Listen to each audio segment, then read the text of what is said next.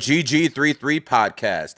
Today we have a guest who is a Muslim scholar, is a man who is a big time Tate supporter, and is a man who believes in a lot of stuff, same stuff I do. Sheikh Suleiman, how are we doing today? I'm doing good, Gary. How's things? How you doing? I didn't butcher your name, did I? No, you did a really good job, to be honest. But you don't need to call me Sheikh Suleiman. Just call me Suleiman. It's all good. Okay, Suleiman, whatever you like, my friend. So I like to talk about a few things today: numerology, astrology, Islam, Tates. But the first thing I want to talk about is you. Could you tell my audience exactly who you are, and just go from there? Sure. So basically, my background is from academia. I'm doing a PhD in philosophy. I've been a teacher, maths teacher for a significant period of time. I then went into journalism. I start looking at a number of cases. I end up looking into the Tate case, and obviously I know we're going to talk about that quite a bit. And then it's only at that time I looked at it neutrally, and then later, after looking at the evidence, looking at the data, and looking at Tate as well, because I didn't know much about him before, yeah, you're right. I do appreciate the value he brings to society. Okay. First thing I want to talk about with you is Islam. We're just going to get right off the bat. Is numerology haram? So I do not think numerology is haram whatsoever. And actually, I'm not sure in terms of like the numerology that you practice. And don't get me wrong, I do see your Twitter page, so I'm not pretending I'm ignorant of what you post. But at the same time, we do have numerology within Islam as well. It is something which is considered more of a lost science, because what happened was over time, because of politics, it got relegated into the fringes of society, and even some people start arguing it's haram. Those people who are vocal, end up believing that numerology was haram. But numerology, books of numerology, books of astrology, a lot of these lost sciences are like 1,200 years old within the Islamic sphere. And I could tell you a bit about our perspective of numerology if you want to get into it. Yeah, we'll definitely get there. When I look at Islam and its benefits, what has done throughout history for mathematics, you have to basically say that numerology has a place within every culture, within every single holy book. I mean, let's face it, guys. If numerology is haram, that means the numbers in the Bible, the Quran, and the Torah are haram. How can something be haram when you have numbers all over the holy book? As a matter of fact, if people want to get really down to it, English is not God's language. Farsi is not God's language. Mandarin is not God's language. God's only language is numerology. And as a mathematician, is that something you agree with? I mean, in terms of God's language, I know what you're trying to say. You don't mean from an anthropomorphic perspective, but you mean that it's something which demonstrates or is found in the entire fragments of society. And as you said, I completely agree with you. Numerology or numerical miracles, one may call it, but they call it miracles, but it's numerology, is found in the Quran.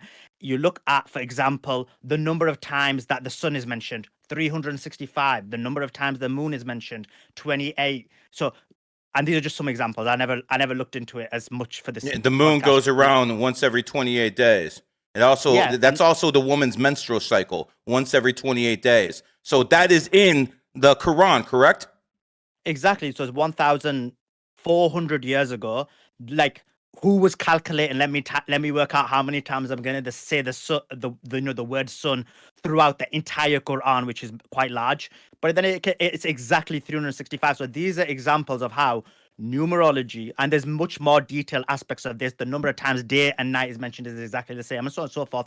These numerical miracles are 100% found in Quran, and it's completely a ridiculous argument. Like you said, numerology is in the entire fragment of society. It's the whole entire code of life is built on it, and the entire code of society is built on it. And we'll talk about that in a bit more detail. But 100%, anyone who makes that argument is just basically a lack of understanding of either what numerology is or a lack of understanding what Islam is. And so it's just ignorance as opposed to basically thinking something is haram. Have you always been a Muslim? Yes, I was born Muslim. What country are you in right now? I'm in the United Kingdom. Oh, sorry to hear that. Well, we are I don't know, bro. I don't know. We are when it comes to certain freedoms, we spoke out about. You live in the police state, bro. They got cameras all over the place.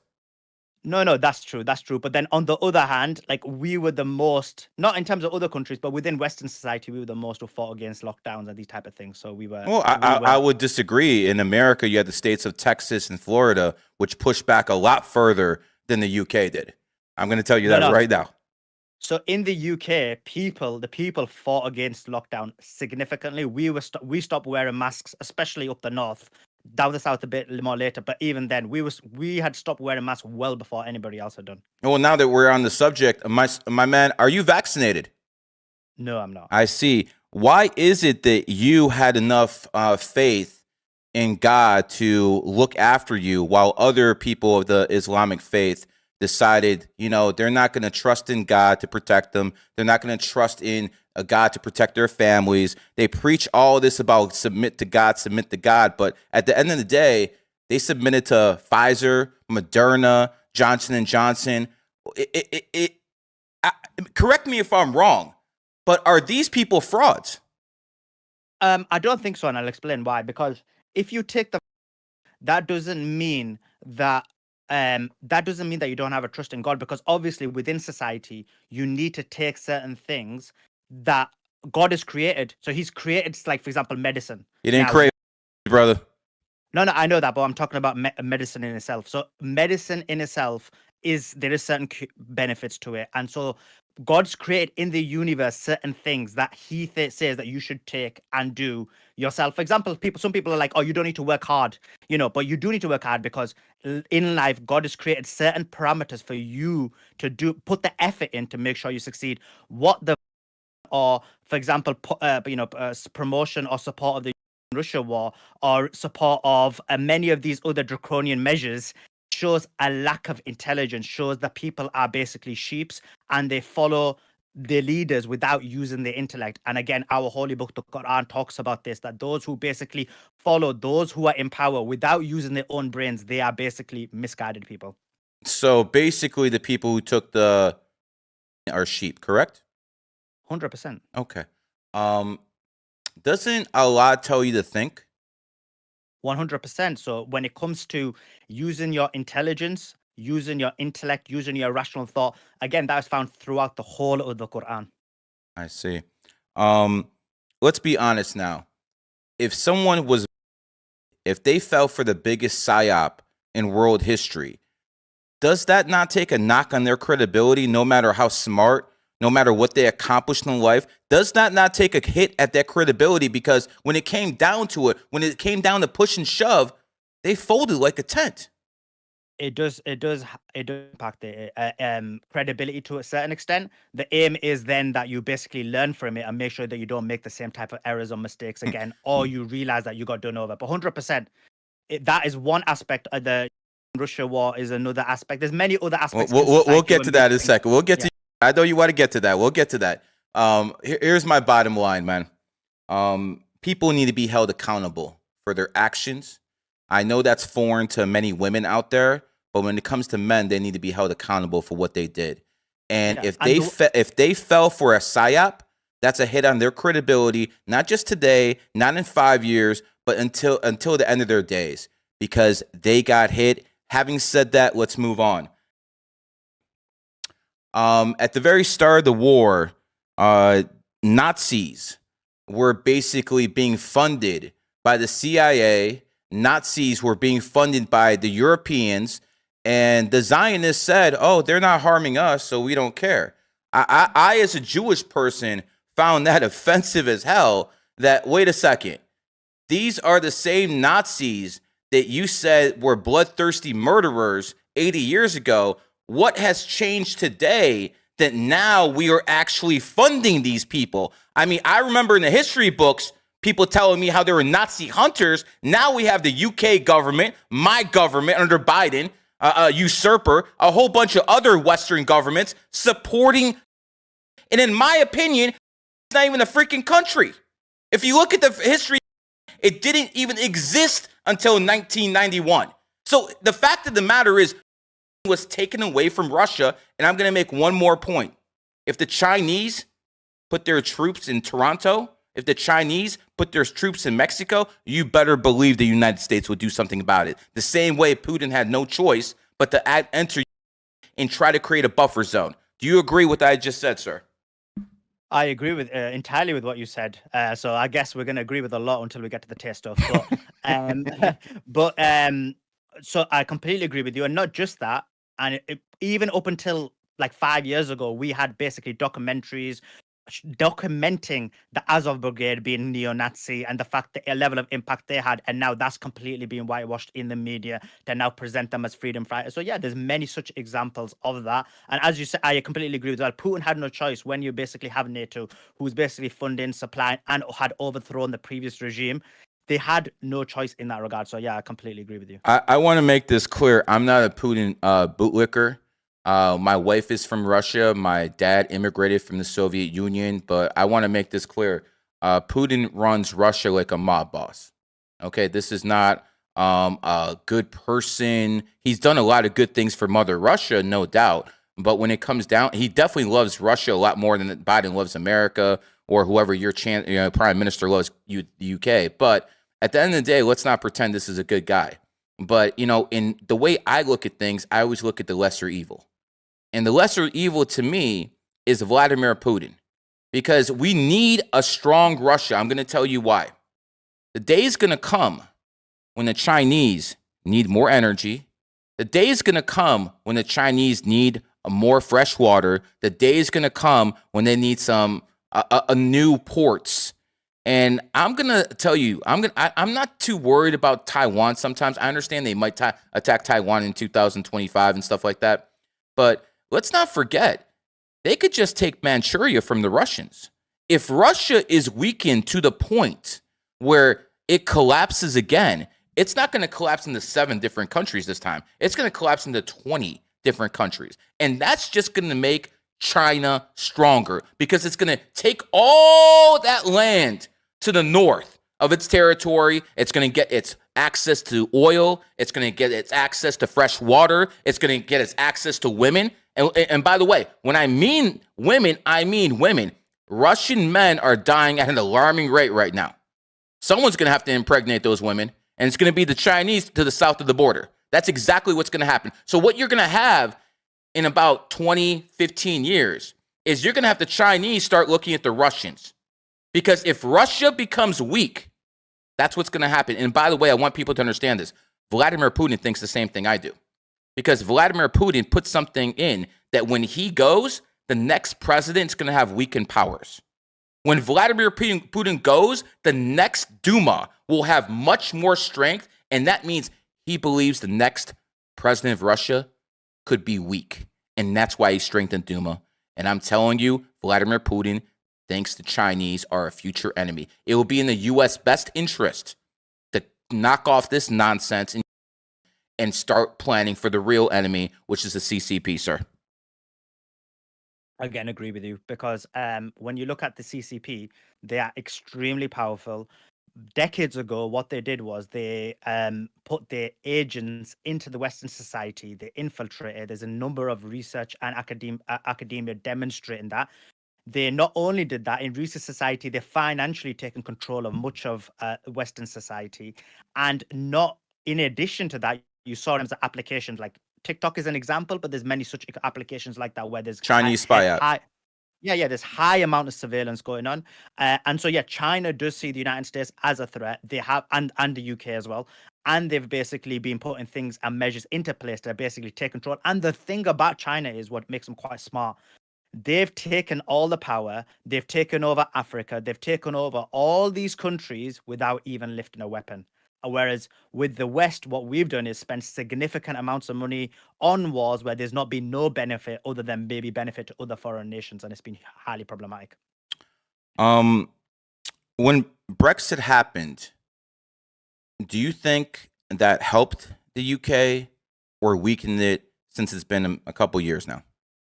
It's weakened it significantly. So at that time, that was another great example of what we were talking about. This was the media impacting people, controlling people to think in a certain way, and then make sure that they voted against and voted for leaving Europe. And just think about that. Even poor people who were impacted the most voted against their own self-interest just because the media told them to. And that is the biggest biggest example of the strength and power these people have and the weakness that other people have in terms of using their own intelligence and their own intellectual thought in order to decipher situations. And now what's happened is we struggle financially in the UK. We struggle both because of Brexit, but also because of the Russia war and the lockdown.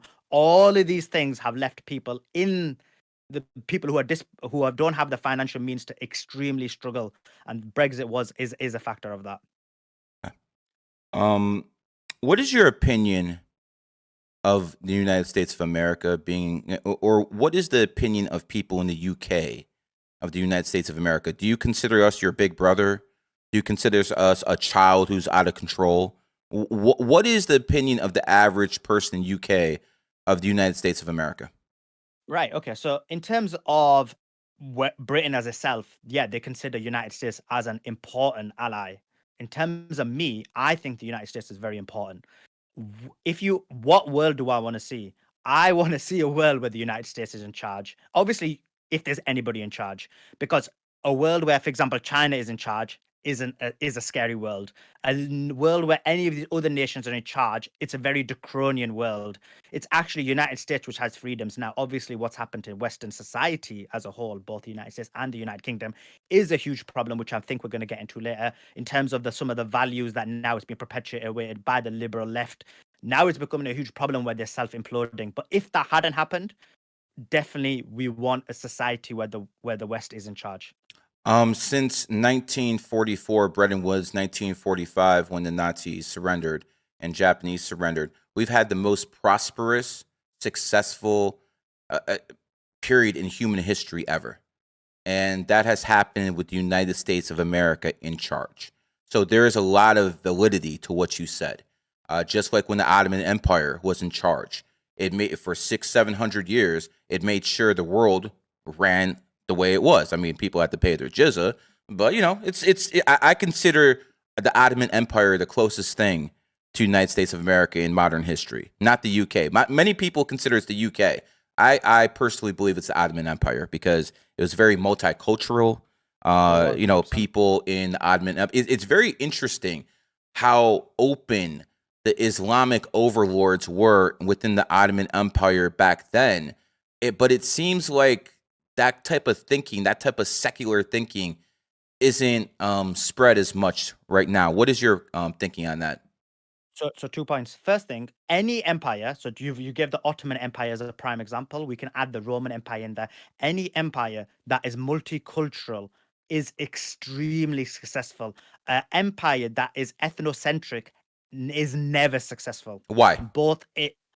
Well, there's a number of reasons for it. First of all, because when you don't have diverse ideas and opinions and innovation coming from a huge avenues into your society, you're not going to be successful. In addition to that, let's be clear, data clearly shows hybrids always do better. What I mean by hybrids is, for example, two races getting together, having children, and then having a hybrid child, essentially, they are always a lot more smarter. They are always a lot more fitter. They are a lot more intelligent, generally speaking, compared to a populace that is ethnocentric. So an ethnocentric society is never as successful as a multipolar society. And the Roman Empire, what you mentioned, and the Ottoman Empire are prime examples of that. And now you're seeing that any country that basically doesn't have that innovation in terms of that aspect and are very ethnocentric, this society collapses.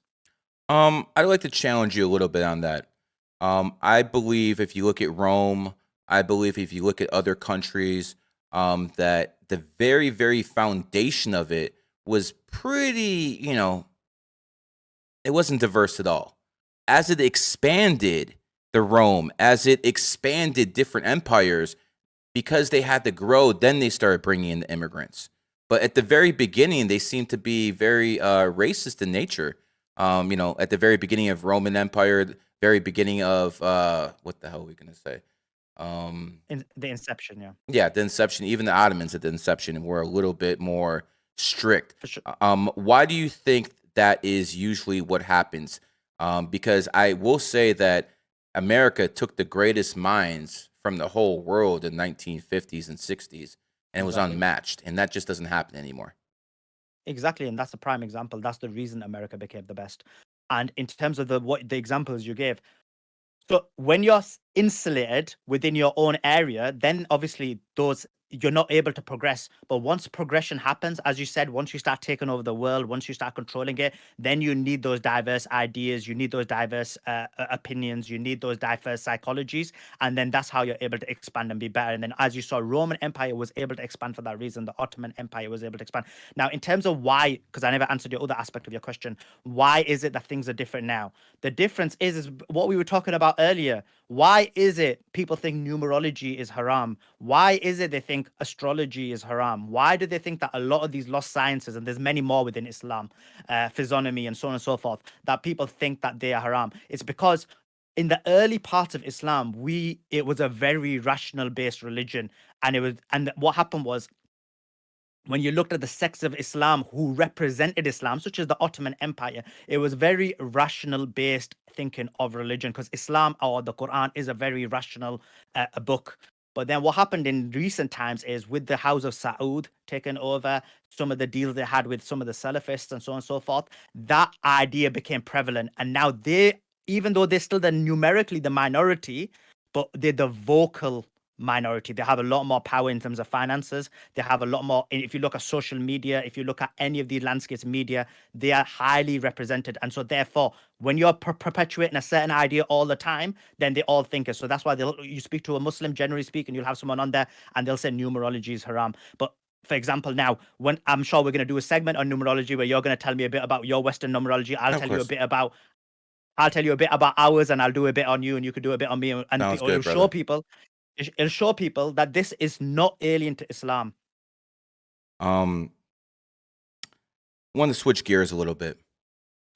I'd like to talk about why you were so supportive of the Tates. And before I say that, I got to axe the grind with those guys. They got me suspended in 2019. So I got to axe the grind with those guys. So let's make that clear. Second, I think you have to be a moron to not understand that the Tates are being set up by the government. So let this be clear. Just because I don't like the man personally doesn't mean I'm going to lie up here and say he belongs in jail. But, my friend, there is a difference between law and karmic law. And when I look at the Tates, I look at people that have a lot of charisma, no doubt. I look at people who had the war room backing them and they made them stars. But when I look at how he became famous, it wasn't because of any intellectual accolades. It wasn't because of any physical accolades. I mean, he was a world champion, but that's not what made him famous. The thing that made the Tates famous is the same thing that men have been doing for thousands of years, which is basically pimping women.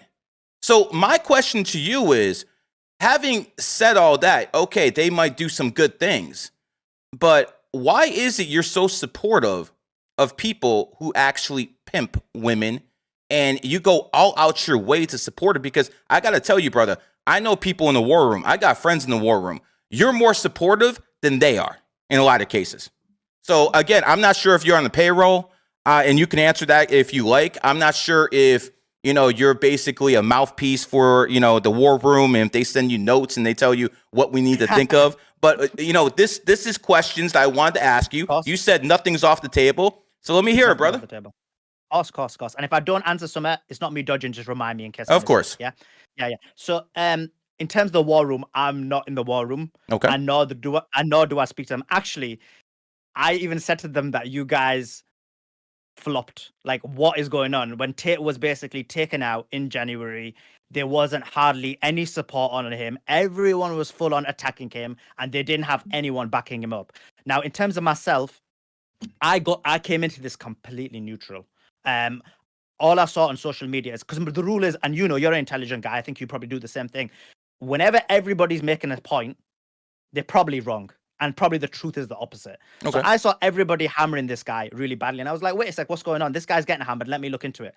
So I started looking into it. And my first thing was, I looked at some of the threads and I just started smashing them. And I was like, logically, these don't make sense because of so and so. So.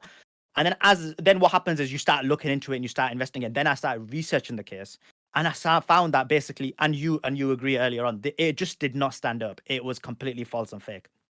So I completely destroyed. Okay, but let me ask you something. If a man starts, going using other people's platforms, IG, TikTok, and he basically has 50,000 people at its peak posting 7 videos a day. I mean, you don't expect the social media companies to get a little angry about that?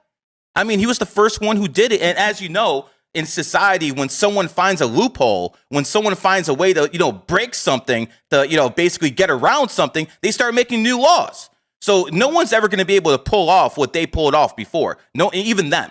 So, don't you agree that maybe they should have planned this a little bit better?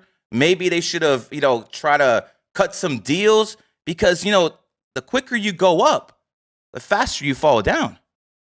Okay, so your argument is that essentially in 2022 they blew up and they used a certain mechanism, as you said, social media. They Correct. used a number of people to post a number of videos, and they did it to such a high proportion that he ended up hitting the algorithm. It became famous. That's fine. I mean, I'll give him credit for that. Just like now, I'm seeing you doing really well. You're hitting all the podcast streams. You're hitting all the big streamers. That's strategy. That's smartness. That's logic.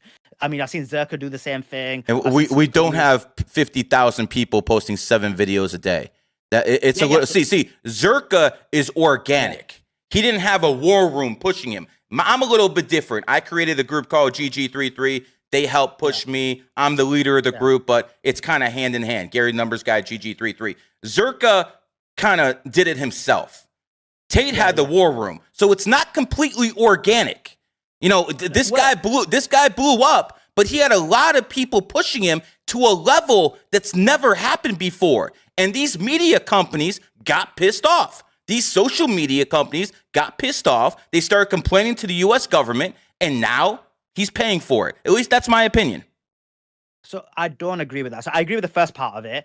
100%. That's how you blow up, isn't it? It's in terms of the context you have, how they basically push you, how you do really well, how it's, how the videos are cut up, and then you basically have a large proportion, you proliferate the internet and you're going to do really well. That's a very good strategy to do. In terms of what you said of the He was spamming, sir. He wasn't posting videos. He was spamming. 350,000 videos a day is spamming. You have a big Twitter feed, my friend. I'm sure you had those people who, when you post, you have a whole bunch of spam underneath. That's basically what they were doing. They were spamming his videos over and over, and actions have consequences. The social media companies got pissed off, and they took him out. No. So I'm saying I agree with the first bit, that he's basically spammed the internet with a lot of content, and then people watch his content and you start getting more content. But in terms of why they took him out, that is not the reason why they took him out. And I'll be very clear on why I believe that they took him out. It's because we live in a society now where it's a liberal leftist society. If he had spammed the internet with content that they like, they would never have been bothered whatsoever. Agreed. But what this is content that is affecting the minds and hearts of the youth. And what the Hollywood industry, the music industry, social media, the media, what they want to do is control your children and control my children through sex, through teaching sex education in schools, and they want to basically hedonize their minds. And so what he did was, because he basically told men to think, he impacted the youth, and that is the very much demographic that they care about more than anyone else. That's the real reason that they decided to take him out, and that's the real reason they're trying to take him out right now. Let's be honest. He didn't create Red Pill. As a matter of fact, he's distancing himself from that right now. You're saying evolution in Tate, where he's so-called a family man now, where he was pimping hoes a few years ago. My question to you is, Andrew Tate, first he was an atheist, then he was a Christian, then he was a pimp, then he was a Muslim. At some point, don't you think this is disingenuous and he's basically going wherever he thinks the money's at? So no, I don't. I think what it is we're Tate, and I do like message him and so on and so forth. Like, what it is you've seen that there's a complete progress in terms of what he did. So 100%, what he did in terms of pimping is completely hedonistic, immoral, and I completely disagree with it, both from a from a natural morality perspective and also from a religious perspective. Now, going back to the point, he was an atheist. He did do pimping. He became a Christian, and he most likely continued to do it. I don't know exactly what the timeline is. What I do know is when he decided to convert to Islam, he no longer did any of this hedonistic behavior. And How do you know that? How do you? I know No, no, that. no. I'm like you just said. You don't know him personally. You don't talk to him. You send a couple messages to him back and forth. How do you Yeah. know he's not actually doing it? I mean, he could say he's doesn't drink anymore, haram. But how do you know what he's doing behind closed doors? You don't actually know because you're not there, sir. With all due respect. Okay, so you can only go on what someone tells you. So, for example, He's when and lied it's not before just many times about many things. yeah, so you can only go on not just what he said, but also the people around him. So the Hmm. people around him told me as well. But like you said, there is a possibility because remember, we're not based in everything on logical certainty. So there is a possibility that everything could be a psyop on a scam. And just like, for example, now you could be faking it. Like you could be not a numerologist, you could be blagging it, but just based on the 20 way you years, present brother. That'd yourself. be a good con, man. 20 No, no, I know, years. no, no, it could be logically, Exactly. I understand what you're saying. but from a rational Hmm. perspective, it's possible, right? So, but I don't think so because when I look at your information, just the bits and bobs I've seen, it seems legit. And I saw you smash that Muslim guy as well, which was a bit of an annihilation. He was a So, fraud. yeah, yeah. So you annihilated him, right? So my point is even though you could be a con artist, one can only base it on what I'm seeing from my own eyesight and from my conversation, from the video I saw of you, from your posts, and it looks like you're legitimate. Now, could logically be possible? Yeah, it is. But with Tate, I don't believe it's possible. When I'm looking at some of the things that he's writing, which has been a complete progress, as you said, it's not within the red pill, it's not within the conservative movement, it's not within the Islamic movement, because a lot of Muslims get angry with him in terms of some of his content because they want him to be a lot more, like I said, we talked about it, they want him to be a lot more Salafist, a lot more hardline, and he's not being that as well. Actually, if he was cared about being fake, that would be the best line to go down because all the money is in there, all the vocal support is in that idea. So that would actually make more sense. But the fact that he's keeping some kind of balanced ground, a ground that I respect and is more close to what I believe, I'm giving him a lot of respect. It shows that at the moment he's willing to take the hit and the heat from all these people to tell you what they believe, Okay. to state what he believes. Is homosexuality haram? Yes, homosexuality in Islam is haram and it's a sin. But when it comes to homosexuality, both it's haram and it's a sin. But within the monotheistic religions in Islam, we have so it is punishable, it is a sin, but we have Stoning? the most light. We have the lightest punishment, and stoning isn't one of the punishments. Is that only for whores? No, so I don't believe there's stoning in Islam. I think that was something that was fabricated later. Oh, okay. Okay. Let's go to Tristan. Do you believe that Tristan is a good person? Because even when Andrew so-called converted, I don't know how much money he made off that, but even after Andrew Tate converted, Tristan kept drinking. Tristan kept pimping. Do you have the same opinion of Tristan Tate as you do Andrew Tate? So in terms of Tristan Tate, I don't know him that well. Like I think there's been almost zero communication between myself and Tristan.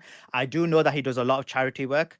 That I know for a fact. Does that make up for manipulating women? So again, this is the thing you see. So when you look at the case against both of these guys, the claim is, and why I'm saying the case is because they're saying that they've never done it. And when you look at the data, I'm talking about in terms of what's in the file, it says all the way up to April 2022. So before Andrew became a Muslim and 6 months before they became arrested. Now, in terms of Tristan himself, he's a Christian. If he follows Christian ideas, that's good. There may be certain things that he says that maybe I don't agree with.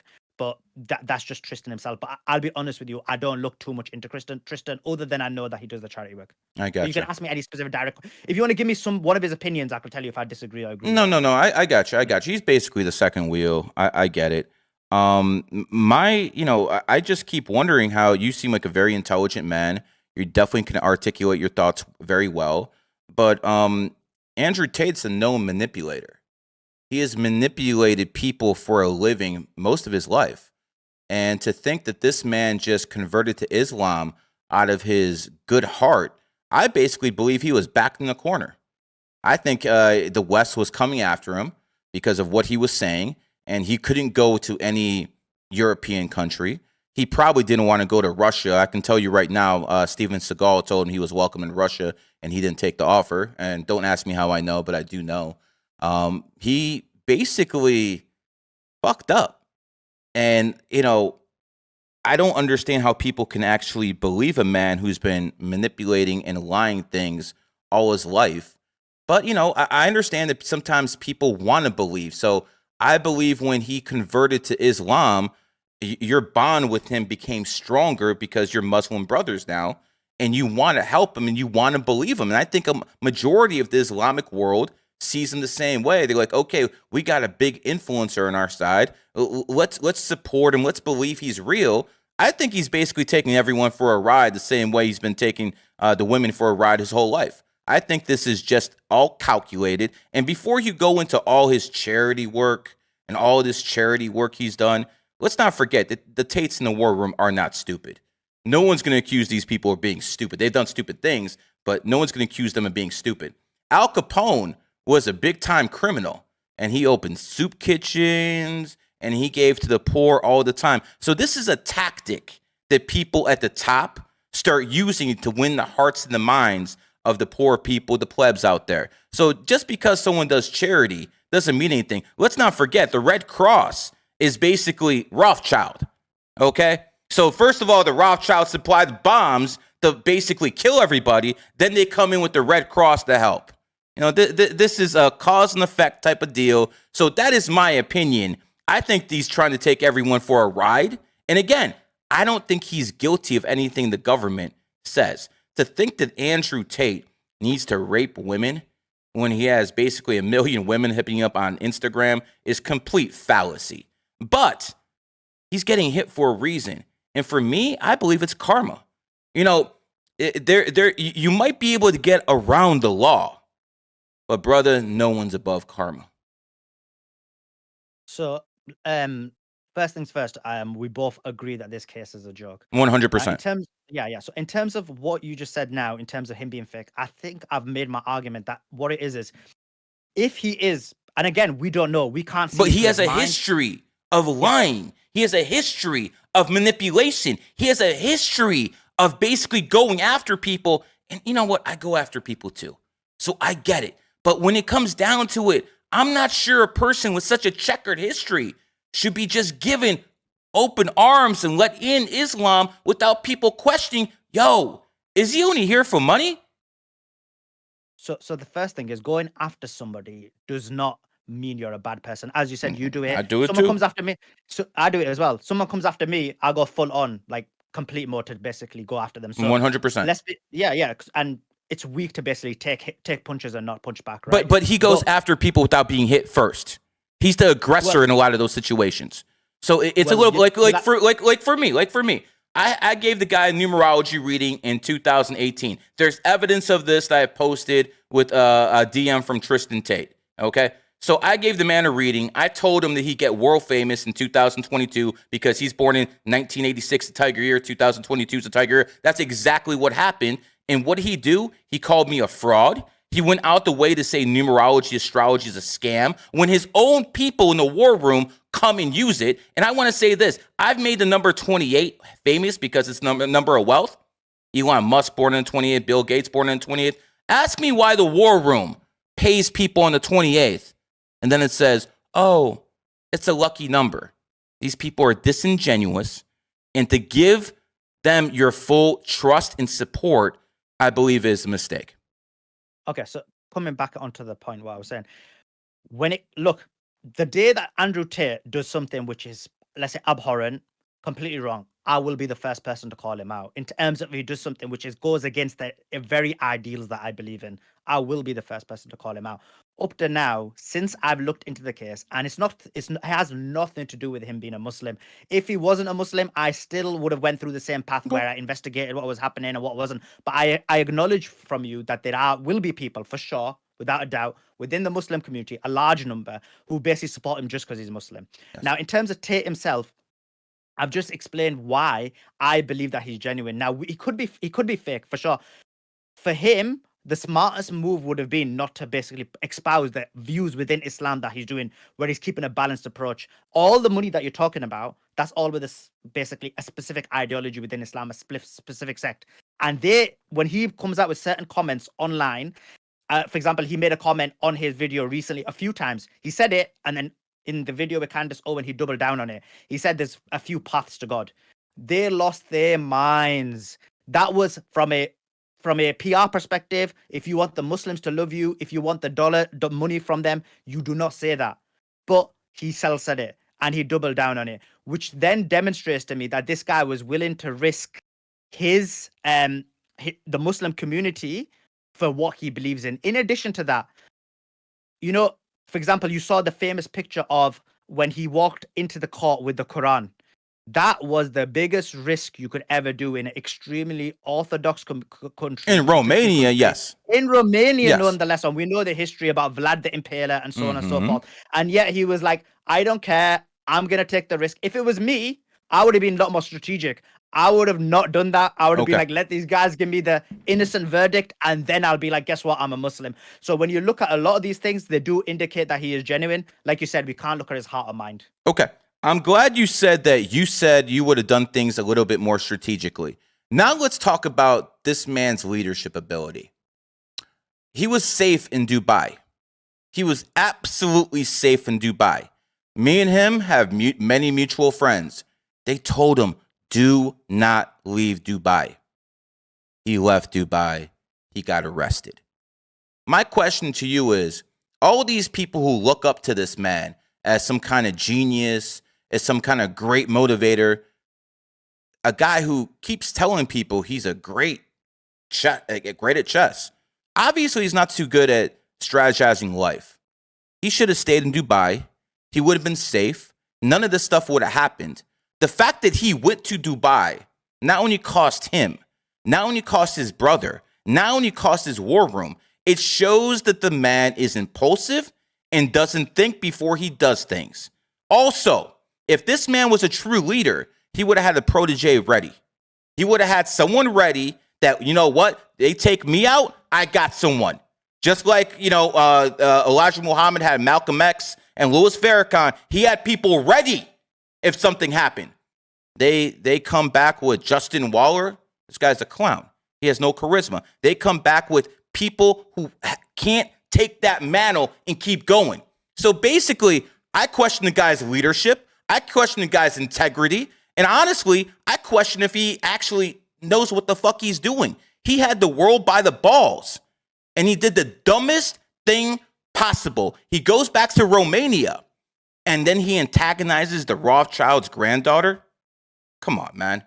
You want to send a pizza box, which basically is 33 in Masonic code, and you want to send that to the daughter, Thunberg, Gretchen, whatever the bitch's name is, Mrs.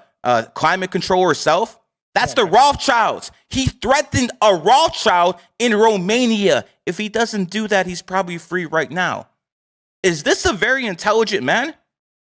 So, look, there's 2 points. There's a few points there. First, in terms of integrity, we talked about it. Now, in terms of you're talking about there's two things you said about leadership, having a successor, and the second thing was going to Dubai. Going to Romania from Dubai. Let's talk about the going to Romania from Dubai. So going from Romania to Dubai, I agree with you. That was an error. And that making an error does not mean that you're a terrible reader. It's actually, you need to make sure you don't make those errors, but sometimes people do make those errors.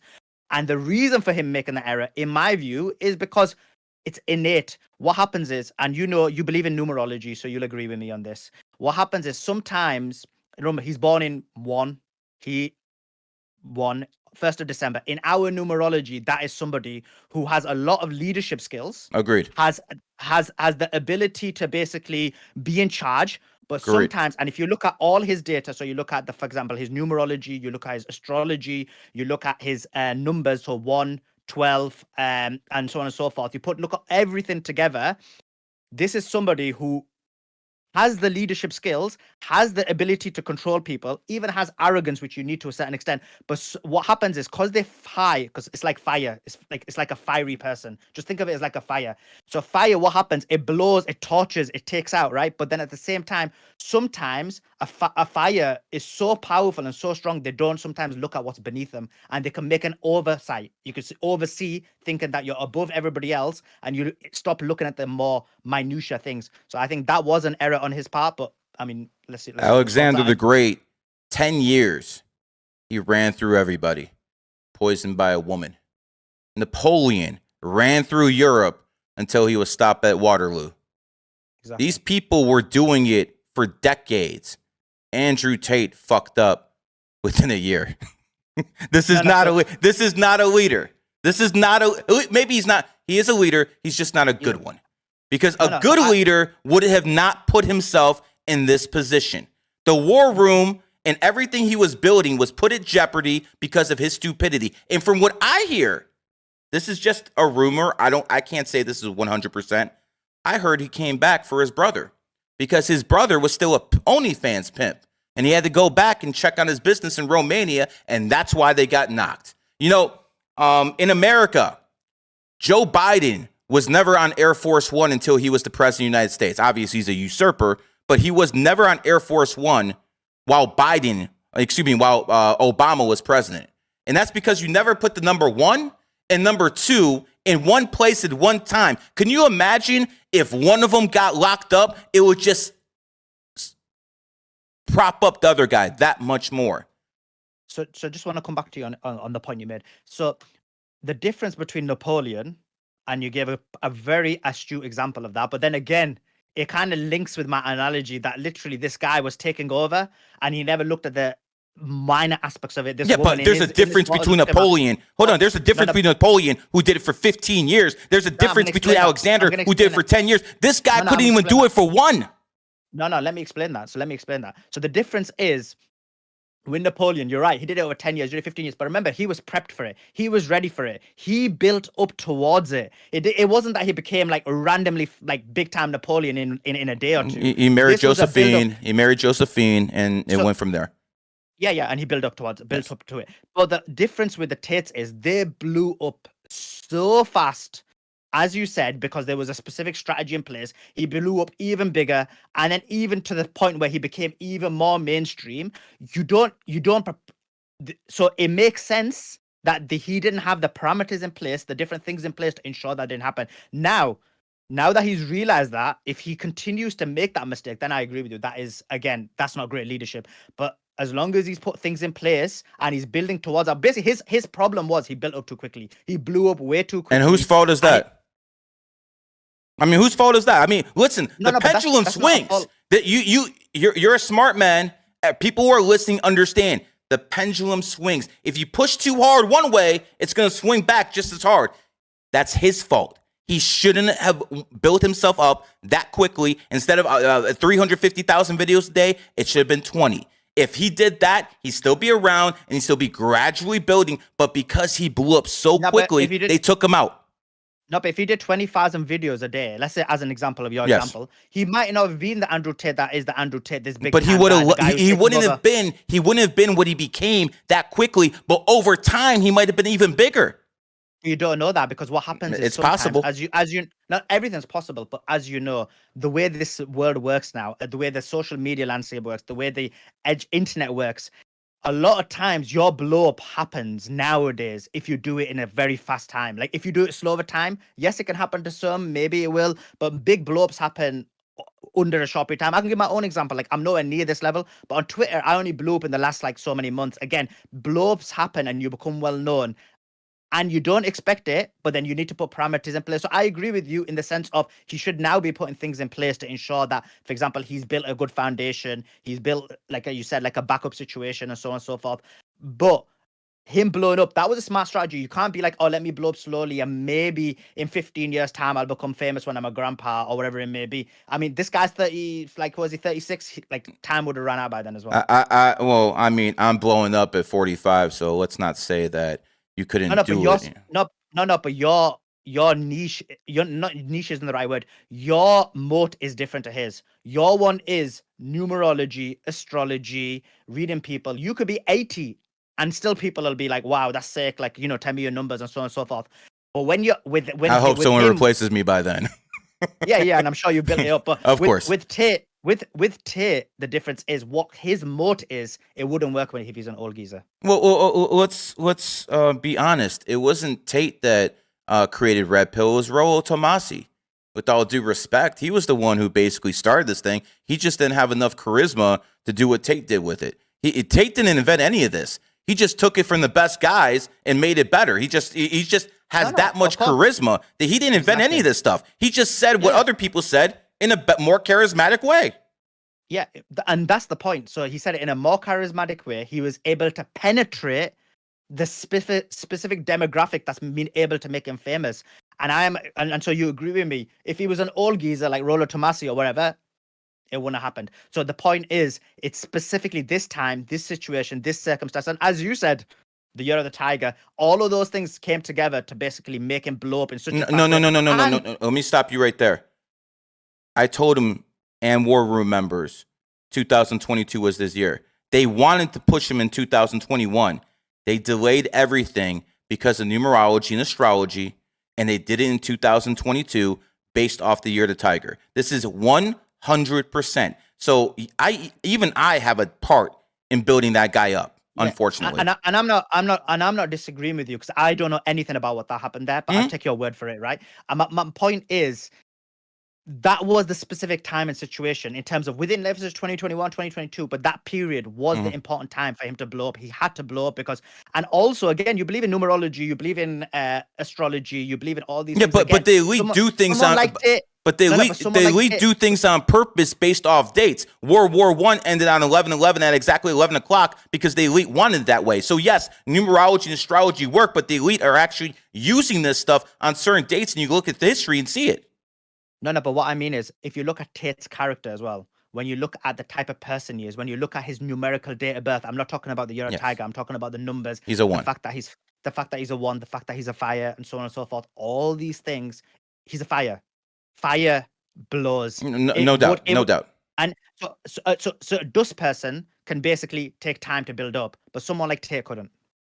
We'll disagree on that. I will make the distinction that if he built himself over maybe 2.5 years instead of 6 months, I think he would have reached even bigger fame, and he probably wouldn't have got canceled the way he did. But that's just my personal opinion. We'll move on.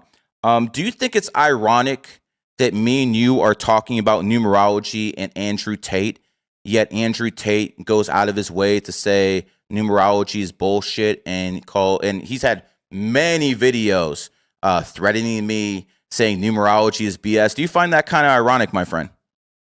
So again, and doesn't that show that basically I'm not somebody who basically blindly follows 100%? Yeah, because I've got my own positions on every single thing, and you can ask me on anything, and I can give you an answer.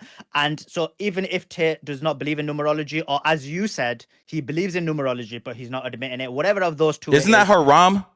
Using something and then lying about it? I mean, if it did happen, then he should acknowledge you for sure, because I think it's immoral to basically not admit that something someone said, you basically took it into consideration. And again, that's between you and him. I really don't know what happened in terms of that. Of course. In terms of myself, yeah, I do believe that numerology is real, and we'll get into it a bit. I'll give you a bit of reading myself from our side, and you can whatever you want to do from your side, and we'll check it out. But yeah, I mean, all of these numerology, as you said, and I think it shows that basically I'm not blindly following Tate. There'll be if Tate says some things that I disagree with, I may not call him out, or I may do, depending on how big it is. But there will be, if there is certain situations, I will. But right now, a lot of the ideas that he's professing, a lot of the ideas he's stating since he became Muslim and since he left prison from Romania, I agree with them. And so I think you would have to be a feminist liberal to disagree with most of his positions.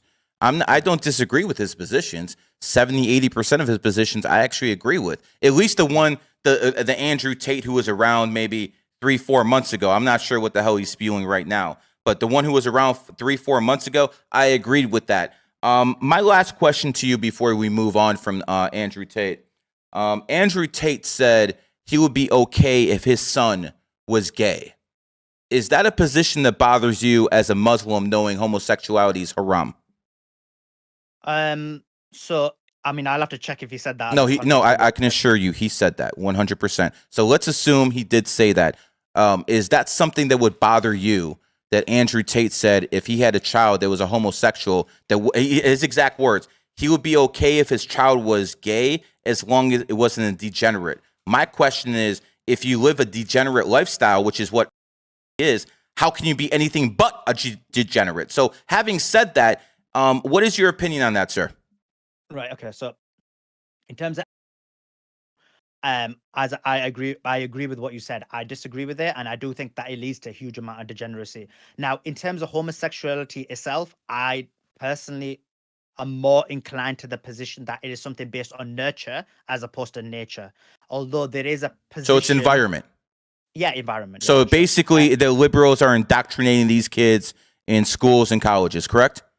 Correct, 100%. Like, there is a specific targeted attack by the schools, by the universities, by Hollywood, by the music industry to target your children and target my children. And the significant increase isn't based on some randomness. It's because they've been targeted without a doubt. Obviously, I think the bigger problem is feminism, actually, but that's a separate. Well, I think homosexuality comes from feminism, because first you need the feminism to lead to homosexuality. It's all step by step by step. The last one being pedophiles.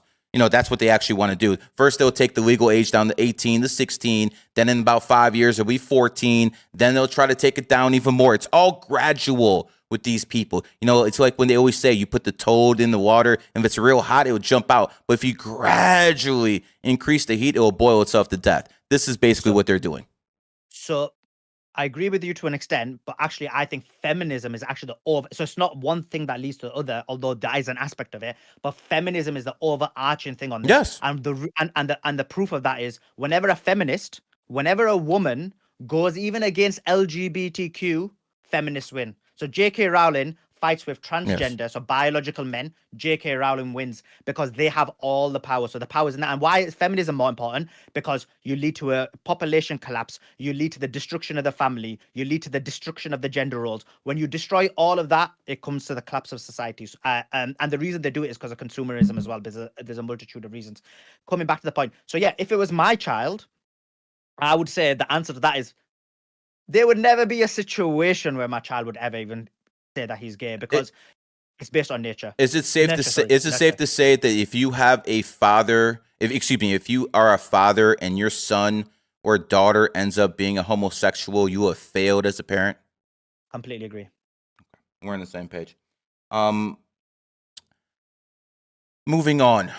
When it comes down to the big picture, let's talk a little bit about numerology and astrology now. I believe that the people in positions of power are using the occult against people. I believe they do attacks like 9/11 on the 11th on certain dates. I believe they even founded Al-Qaeda on the 11th to make sure everything would fall into place. When I look at the homosexual agenda, I can even do numerology on this one. Watch this. Massachusetts was the first state in America that basically allowed homosexual marriage. Massachusetts area code is 617. If you take the word FAG and you break it down, numerology, 617 is what it is. So it basically shows you how numerology even hit the area code. Even with the area code, this stuff works. My question to you is, how have you as a Muslim man been so into numerology and astrology? It seems like kind of an oxymoron.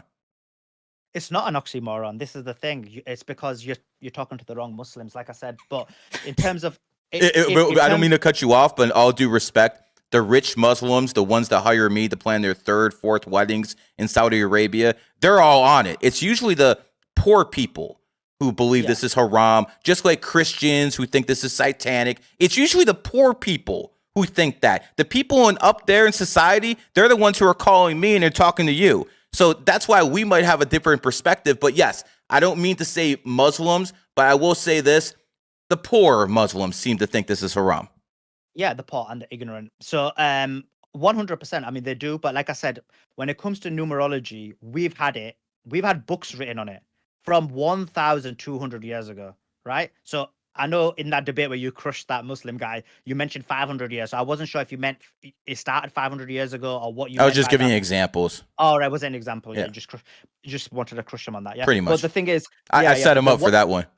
yeah, he didn't get it. I was No, trying to say like you won, and they were like, no, he never. I was like, he didn't even understand the he difference didn't between understand the an difference, man. individual and the concept being historical. Anyway, that's a separate point. But coming back to the point, so when it comes to numerology, we had it in Islam, like you said, from 1,200 years ago. But what happened was it became relegated into society. So with me, I always love things that are ignored. When society tells you something's wrong, I need to check it out and find out, really, is it wrong? Like you gave the example of stoning. A lot of Muslims believe it, but so I checked it out.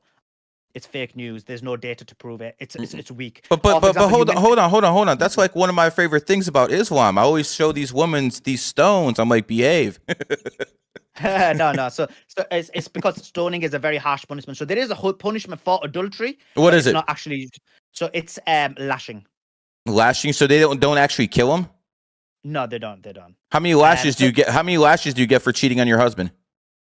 So it varies. It varies depending on the circumstance, how it happened, how many witnesses there were. So it varies. So it can even be, for example, a admonishment. It could be 40 lashes. It depends on what the situation. What about is. honor Again, killings? The honor killings. A lot of men, brothers, husbands, fathers, if their daughters become, whores, they start killing them themselves. They call it honor killings. What is your position on that?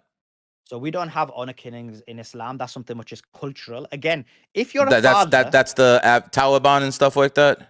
yeah. I mean, it's cultural. So if you have a scenario where your daughter is acting like that, you failed. If anything, you should be punished, because why haven't you given her the discipline? Why haven't you given the morals? Why haven't you given her the etiquettes to understand that you shouldn't be doing these things? Lashing out is your failure as a father, brother, or whatever it may be. Another one you mentioned was Age of Aisha. Remember the 9-year-old thing? I wanted to talk about that. Mhm. So like that's another example of, I looked into it and it's not in the Quran, right? It's something that came. So wait a second. Muhammad was not with a 9-year-old? My position is he was not.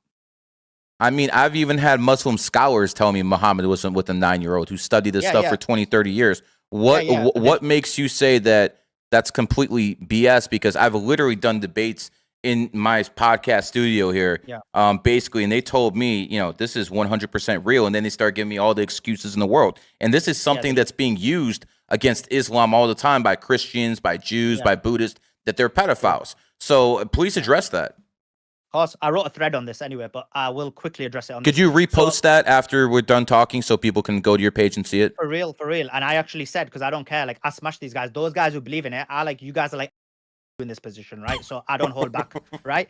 So when it comes down to it, the Quran doesn't mention it at all. The Quran does not mention it whatsoever. This is in secondary literature that came after, that they claim that the Prophet said.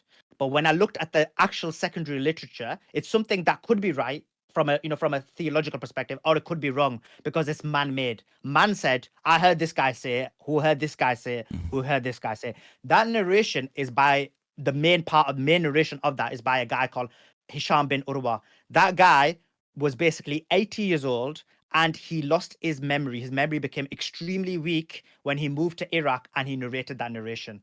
I say that is a fabricated narration.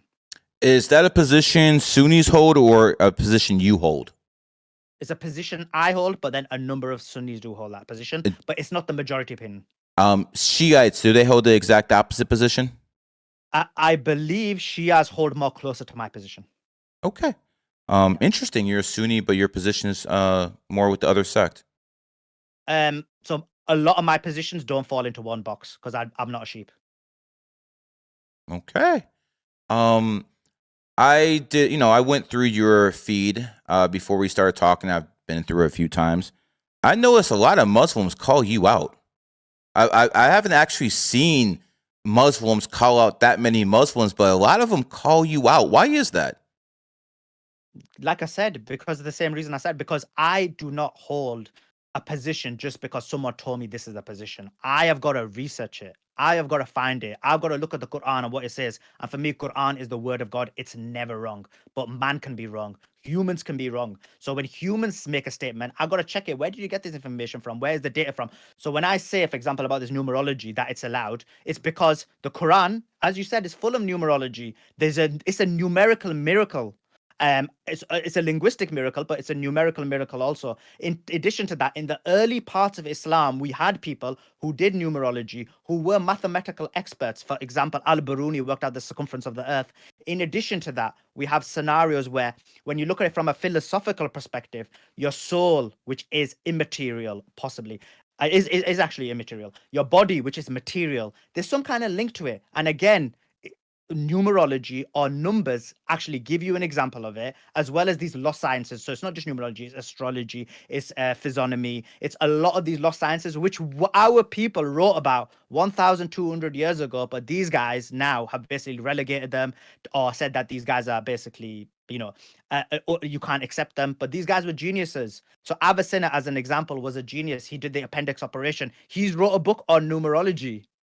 Oh. So in Western society, we do appendix. He Mhm. was considered the foremost doctor. A lot of medicine that became Western medicine came from him. He wrote a book on numerology. He wrote a book on physiognomy. He wrote a book on astrology. So we have these experts from day one who were geniuses. Okay. Let's get into numerology now. What is your birthday, my friend? Mine is 1010. What year? 84. Okay, so you're oh, okay, so you're like a 33-6. No wonder you believe in this stuff. I'm born in the year of the rat and a Libra. Okay, brother.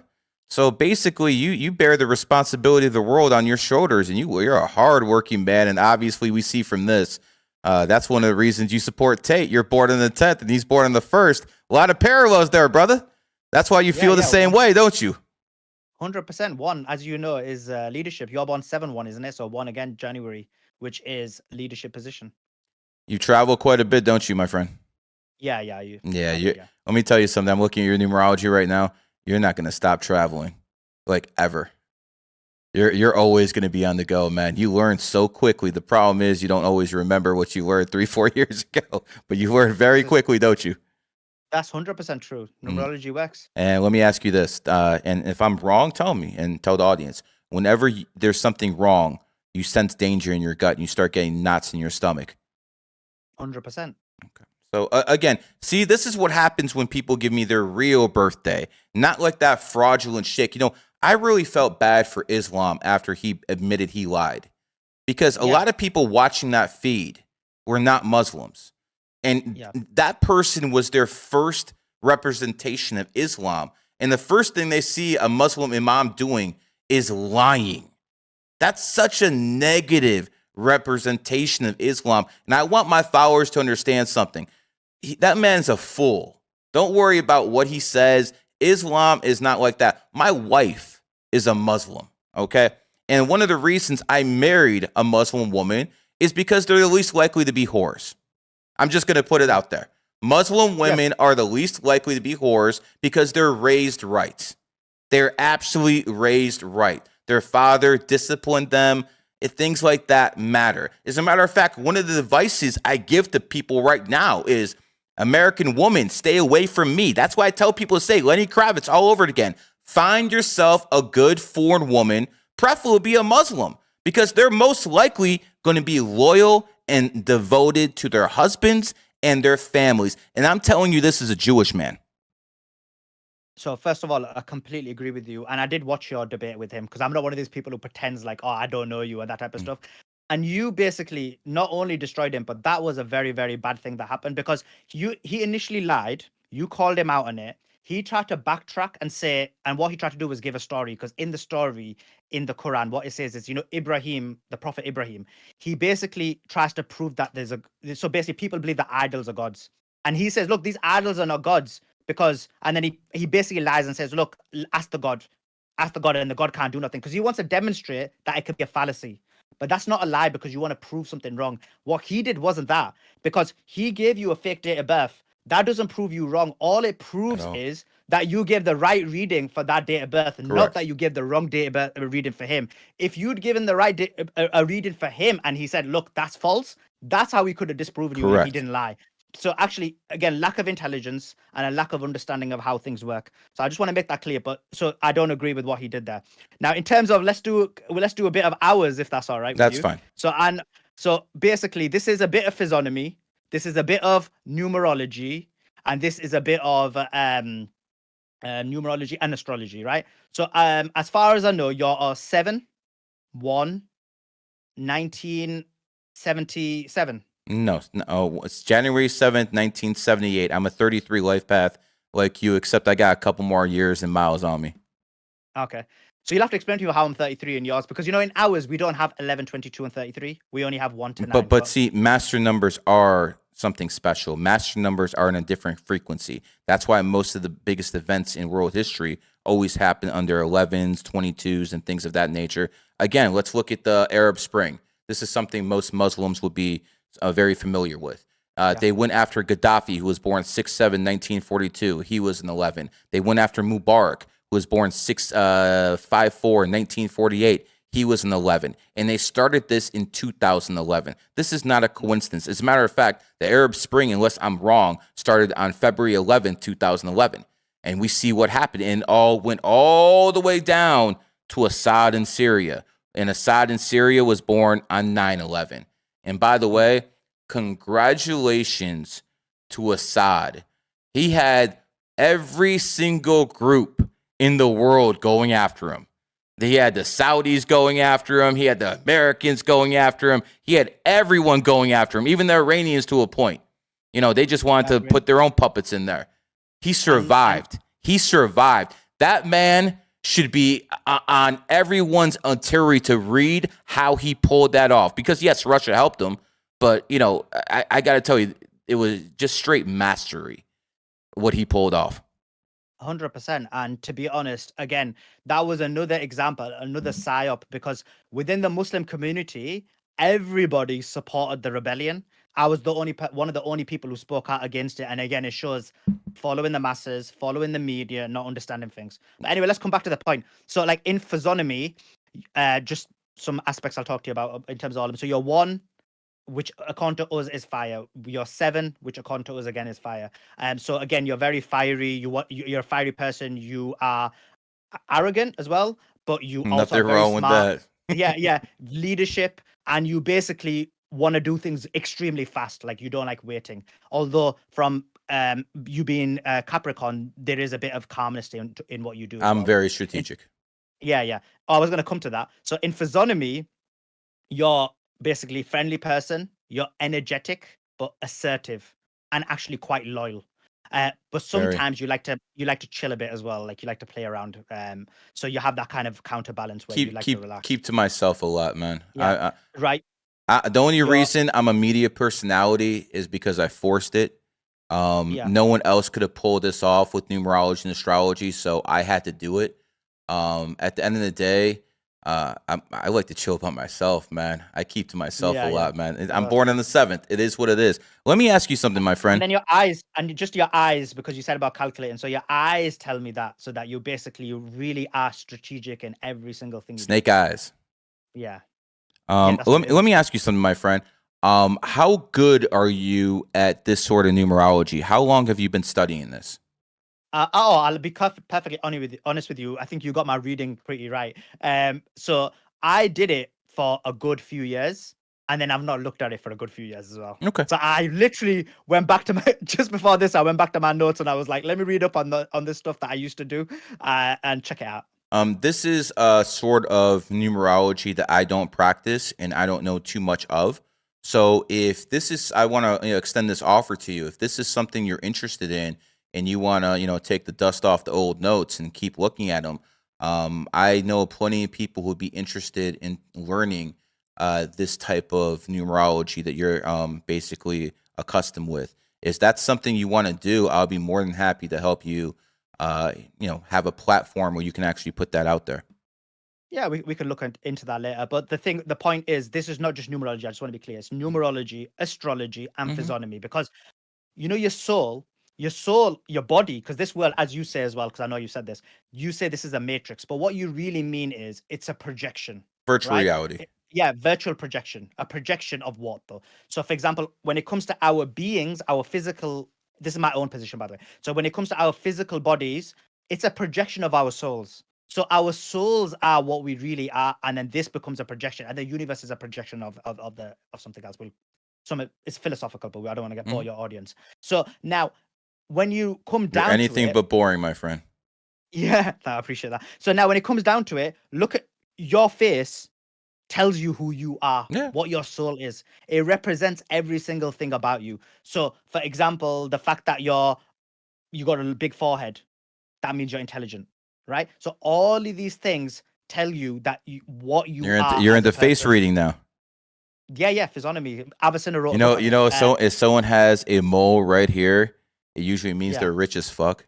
If someone has a mole right here, it means they're really sexual. So guys, if you see a woman who has a mole right around here, that means she's a freak. a free game out there. With you, it's you've got your dimples as well, so that's probably adds to that. You're into that. So so it's all of those things, and I married a 5 life path. I better be into that. Yeah, I mean, so did I. So now coming back to the point, you're a 33. I'm a 33. We both married 5s. Look how that works. Look how that works. Numerology at work. You did well, my friend. And I know you're busy in the bedroom if you marry the 5. So now there's something important I wanted to talk to you about, though, if that's all right. Go ahead. There's one point you made in one of the podcasts, and you said you don't like to worship because it takes energy away from you. Let's hear it. Can you expand? Yeah, can you expand on it? What you mean? Because I believe that humans have free will, and 100%. Jinn and demons and angels do not. I do not believe they have free will. So for them to worship a higher power, it's by force. For us, 100%. We are actually giving away our energy. Now, hold on. Yeah. I don't eat pork. I don't drink. I'm a family man. I pretty much promote everything in Sharia. The difference is I don't believe that I have to submit to do that. Now, if there's some people in society that need something to fear to do the right thing, so be it. I don't need to fear anything to do the right thing. I'm going to do the right thing without fearing God. That is my position. And if you want to go any further on it, I agree there is a God, but I think the real debate isn't the one atheists have, that, is there a God or isn't there? I don't even think that's debatable. Look outside, look in the sky, look what the fuck's going on. Something created this, okay? Even if this is a virtual reality, something created the virtual reality. So again, there is a God. The real question should be, is God benevolent? And if he is benevolent, that's one case. But if he isn't benevolent, why are you freely giving away your power and your energy to a being that might not actually be all loving? So can I just ask you a question? Then I do want to answer. Yeah, go ahead. Because I agree with half of it, and then I don't agree with a bit of it. So why do you think praying is a way of giving away your energy? Because I believe that us humans can manifest. I believe human beings have the ability to manifest things. And I believe when they openly submit, that's how they give away their energy. That is my belief. I believe that gods feed off emotional energy. And I believe we're like little bees that go around like collecting pollen, in our case, energy. And then when we submit, and then when we actually, pray, we freely give away that energy to a God. Now, I personally believe that if less people actually prayed, I believe the gods would be less powerful. That's my personal opinion. Okay, so I'll explain from my perspective. First of all, I agree with the first point you made. You are more Muslim than nearly most Muslims, right? And actually, the higher order, the higher spirituality of a person is what you said. It's not you submit out of fear. It's not that you do the right thing because you're afraid you're going to get punished. You do it because it's the honorable and right thing to do. And that actually elevates your soul a lot more. So this is the Islamic position. Now, in terms of what you said, in terms of the only disagreement I have with you is when you pray that you're giving your energy, because that's anthropomorphizing God. It's actually, I believe it's the other way around. So when you basically are praying or you're doing some form of Islamic meditation, you're receiving energy. You're receiving that strength. So as I'm walking through this universe, I'm getting, as you said, like we're a bee, we're receiving certain amounts of energies. Someone's an evil guy. You start losing a bit of your energy, right? I think you may agree with that. But when you're receiving that energy, and it's not directly from God, like in terms of an anthropomorphist perspective, but let's just use it in this context. You're actually receiving that energy. So let me give you an example in Islamic numerology. So in Islamic numerology, your name is Gary. And I did quickly check it out before that because, like I said, I haven't looked at this for a while. So what we do is each person, based on Gary, because in Arabic it's, you know, so on and so forth, your number is 1121, right? Now that is connected to certain names of God, right? And your ones are, and you'll make sense, you'll agree with this, I think. One of them is the originator, because you're original. You always originate things. And the more you were to meditate and use that word, that you'd get that energy. You'd receive that energy and you're able to use that even more. And the other one is the provider.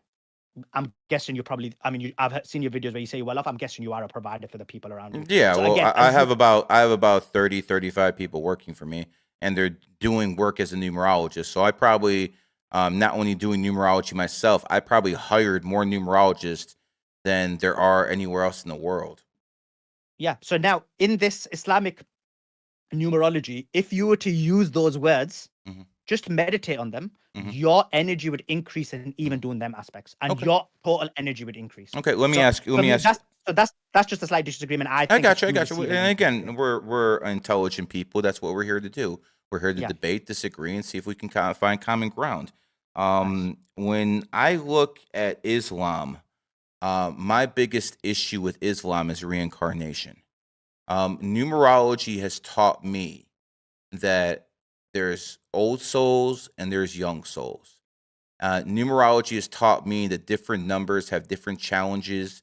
And basically, from my standpoint, the way I see things, it seems to me that people have a mission in life based off if they're ones and twos or threes or fours or, you know, things of that nature. And when they pass that mission, they evolve to the next set of challenges. That is contrary to Islam. Hold on. At least the Islam I've heard. Okay, you might say something completely different because, brother, I've never met a Muslim like you. Okay, I'm just gonna be completely honest. The only Muslims I've met close to you were in the house of Saud.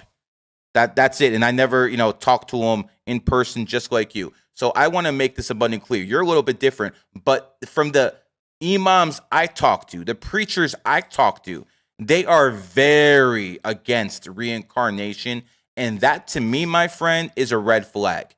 Because everything I've seen as a numerologist shows me that people who have souls are here to learn specific missions, pass those tests, move on to the next level. And that's why we see people like master numbers, 11s, 22s, 33s, who are usually leading society, whether it be Joe Rogan, born on the 11th, or, Barack Obama, who's still the shadow president of the United States, who's an 11 life path. I always see, how do you think clowns like Aiden Ross make it, born on 11, or a clown like Logan Paul?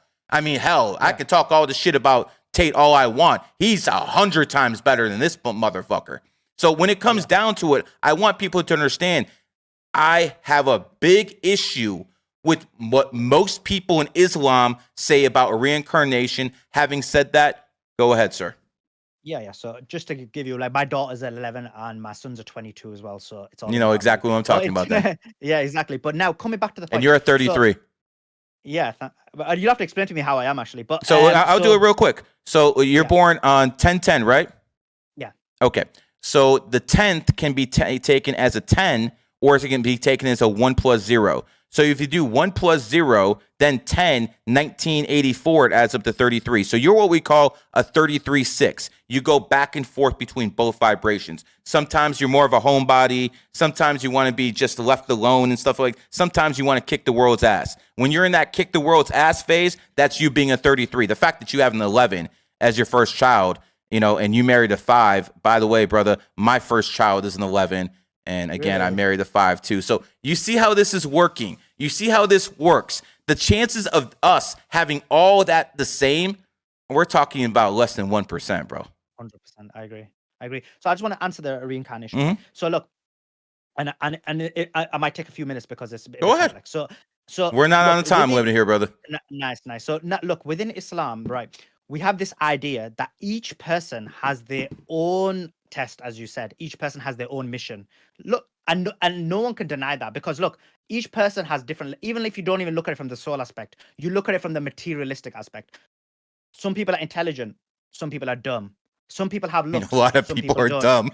Yeah, a lot of people are dumb. So, but then just think about it from a fairness perspective. If it's someone who's dumb, do you think it's fair that his test or his mission is going to be the same as someone who's intelligent? No, the person who's intelligent, God's going to expect more of him, because he's given you the intelligence, he's given you the ability, he's given you, as you said, the 33 life path, whatever it may be, he's given you this. So now you need to make sure that you've done much more than somebody who is basically not being given the same skill set, right? Maybe they've been given a different skill set and something else. So everyone having an individualized mission is something that is agreed, is that we all agree on.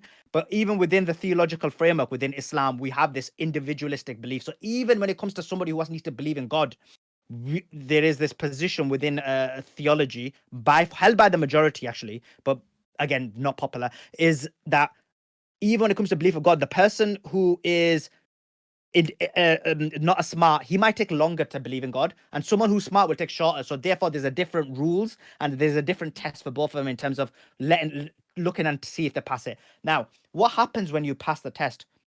So for you, what you think reincarnation is, and this is just where the disagreement is, you think reincarnation is you get reincarnated and you come exactly back to this world, right? Maybe that's what you believe, right? Yes. But the only difference is that Muslims believe that this soul continues, but now they've been reincarnated into a different world. I disagree with that. I understand. This is the same thing that Islam preachers are telling me. First, you're a fetus, then you get reincarnated into a human. Then, I understand the caterpillar to butterfly. I understand that. So I mean is you go to heaven, right? Now the question becomes, what is heaven? So most Muslims believe heaven is this kind of like place of bliss where you don't have free will and whatever it may be. But some people within the minority, and I think that position may be stronger, it's another matrix. It's another matrix. And that's why when God explains it in these complex ways where we can't even understand it, is because it's a different projection. But we're not used to that projection because it's a totally different projection. So that soul now is going through a different situation and they need to deal with it. I don't disagree with any of that. What I'm trying to tell people is, yes, there's another level into the matrix. That's why we're in 3rd level right now. There's 4th density. That's why they're called the 4 horsemen. So again, there is different levels to the matrix, 100%.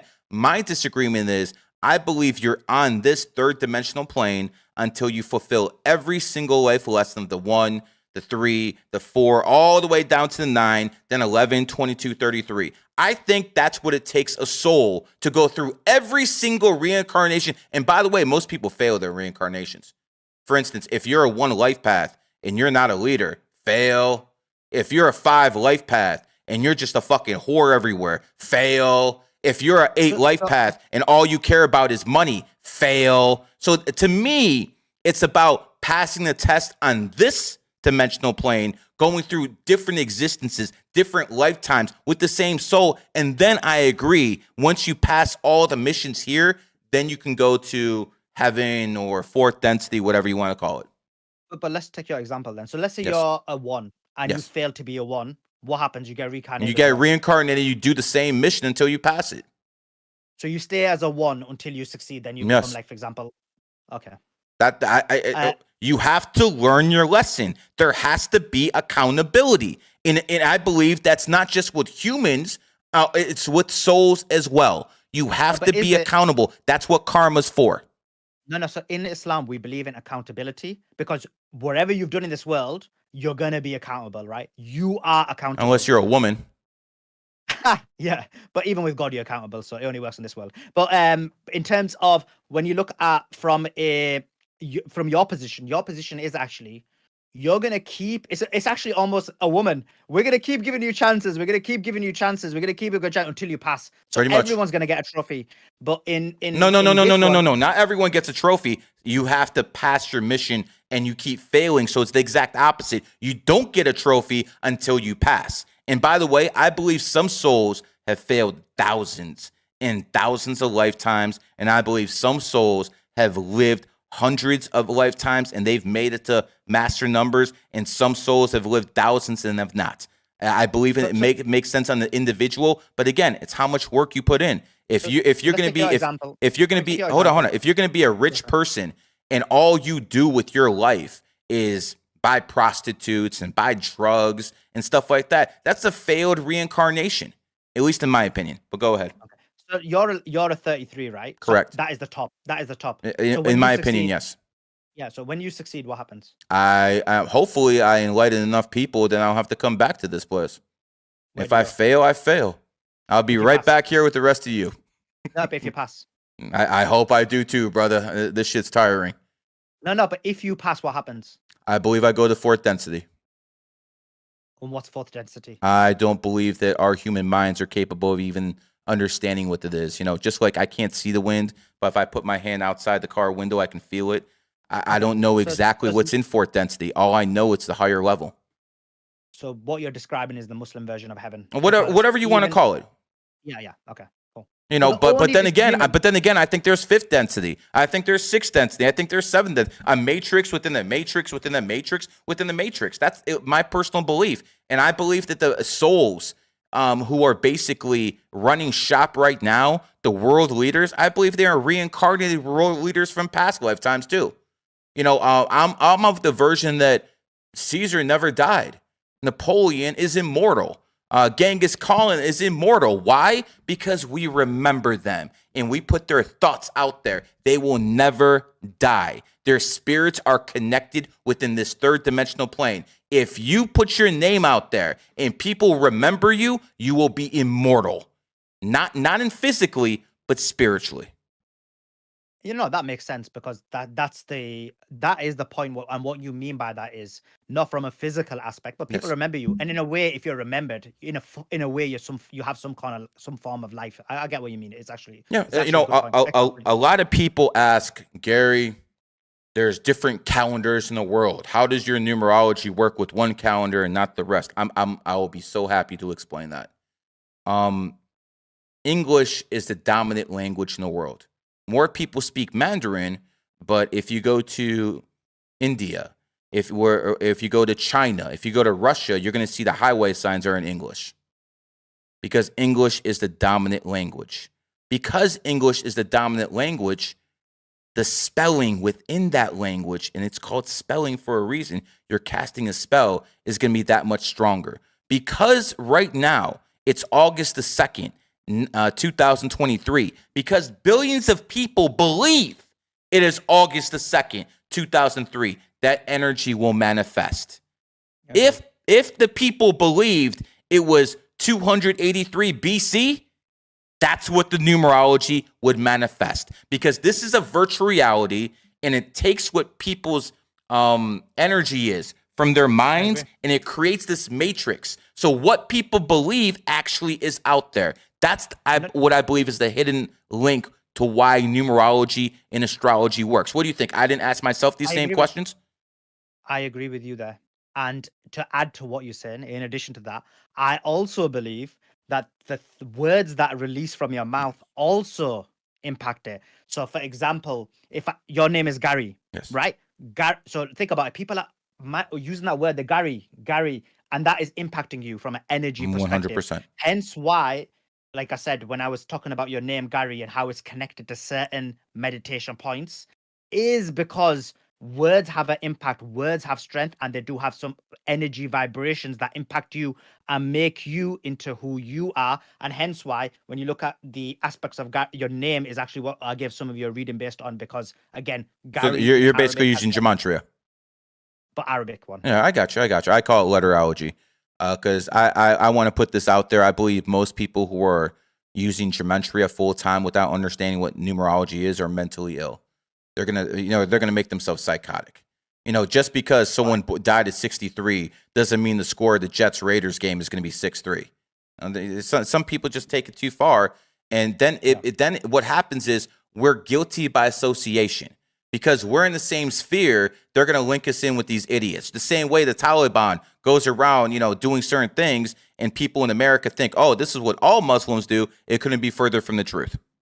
Yeah. So you, just to be clear, you do believe in it, but you just believe that these guys are off it when they don't understand the entire concept, right? Correct. Yeah, cool.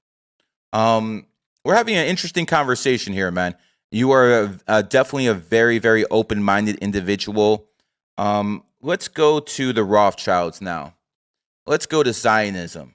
I'm a Jewish man. I believe that Zionists have committed more damage in this world by promoting feminism, by promoting homosexuality, by breaking up the household. I believe they've caused a lot of damage in society. And I believe the reason they do this is for divide and conquer tactics. I believe they believe that if everyone in the world was singing Kumbaya, they start looking at them. I think that's basically what's going on. What is your opinion on Zionism? And maybe you like to bring up the Palestinian issue because I saw you tweeted about that and things of that nature. So first of all, I agree with you. So let's be clear. I want to make a distinction between Judaism and Zionism because actually Judaism. Listen up, Kanye West. Yeah. So Judaism as a theology, I have studied it, right? To a certain extent. It is very good. From a theological framework and their view about the way God is, brilliant, right? It's very close to my own position in terms of within Islam. So let's be clear on that. Now, when it comes to Zionism itself, it did come out from exactly what you said. And you're one of the few people who said what I actually think, that in reality, what happened is, let's be honest, Jews were oppressed for centuries, for a significant period of history, right? And so what happened? They thought, you know what? The Zionists came and then they said, you know what should we do about it? We need to make sure that we're not the targets anymore. And so therefore these kind of agendas came to play. I totally agree with that. And so I have an issue with Zionism, and I have an issue with, as you said, some of the impacts that they have within society. So yeah, the Palestinian issue is a highly problematic issue because people are oppressed on there. But then a lot of wars are happening because of Zionism, and I'm against any kind of death. And I think you will be as well, based on the fact that you believe in numerology, because we in there as well, death is a big impactful in terms of from that aspect as well. Now, in terms of from that perspective, yeah, Zionism has caused a huge problem. And if you look at it from the media perspective, now I'm not saying all Jews are in charge of media, but they have an impact. And so when you have an impact, Zionist Jews. Yeah, Zionists, yeah. So sorry, did I say Jews there? All right, so let me be clear. I didn't mean Jews, I mean Zionists. So Zionists have a huge impact in Hollywood. And it's not just Jewish Zionists, actually, even some Christian Zionists as well. You talk about a sheep. You talk about a lackey. Being a Christian Zionist? Are you out your fucking mind? I don't even, exactly. I don't understand how someone could be Christian and be a Zionist any more than I can understand how someone could be Muslim and LGBT. Exactly. It doesn't make sense. But again, people are dumb and they've been manipulated. Now, I do think that when it comes to society, we agreed Hollywood is a huge issue. We agreed the music industry is a huge issue. They're destroying the family. They're putting schools. They're taking away our children. They're taking away everything. Like, they're destroying the population. And you know how population works is, people are like, oh, if there's less population, it doesn't matter. It matters significantly, because how society works is this. Maybe 1,000 years ago, 100 years ago, we had less people, but society was built on those less people. Now society is built on this large number of people. If we have a who's going to take care of that? Yeah, and if we have a significant shift, the entire population will collapse, right? So this is a huge problem, and I do think that that has played a major role. How many people do you think this is going to kill? I mean, I really don't know. We know from the data that it has impacted people significantly. You saw, for example, a study that came out recently that it caused blindness to almost I think it was double or triple of the people that ever had blindness before. You saw studies now where it's impacted children significantly on 50%. I think that, but more so than that, I think the LGBTQ agenda and feminist agenda in schools is probably going to be much, much worse in terms of impact. Okay. I want to talk about Islam and LGBT. I believe that Islam is the counterbalance to LGBT. I believe the Christians, unless they're in, Russia or Poland or one of those countries, they've pretty much submitted. I believe the Zionist Jews, in a lot of cases, are funding this movement, but I also think the Zionists are funding Islam. I also believe that it's in Jewish people, Zionist best interest to spread Islam. And for people who think that's not possible, let's not forget when the Jews or the Zionists were thrown out of Spain because they were running all the banks, and when they were basically thrown out and exiled, they basically called the Moors in, which was basically a Muslim tribe. And the Moors came in there and conquered Spain and part of France for about 700 years.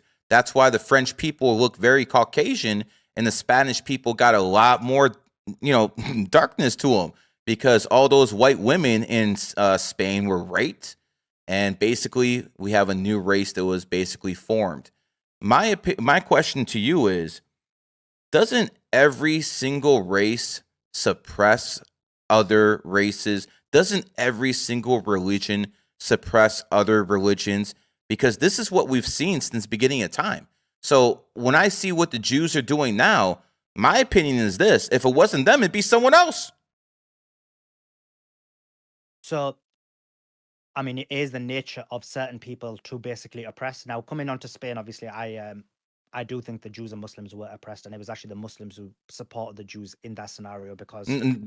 But they opened up the gates. They were thrown out of Spain because of their banking by the kings of those days, and they came back. They opened the gates, and the Moors came in there, and they basically ran shop for 700 years, and the Jews were the bankers. Jews never want to be the ones who are doing the dirty work. The Zionists always want to have the money. They just want to control things from the other angle.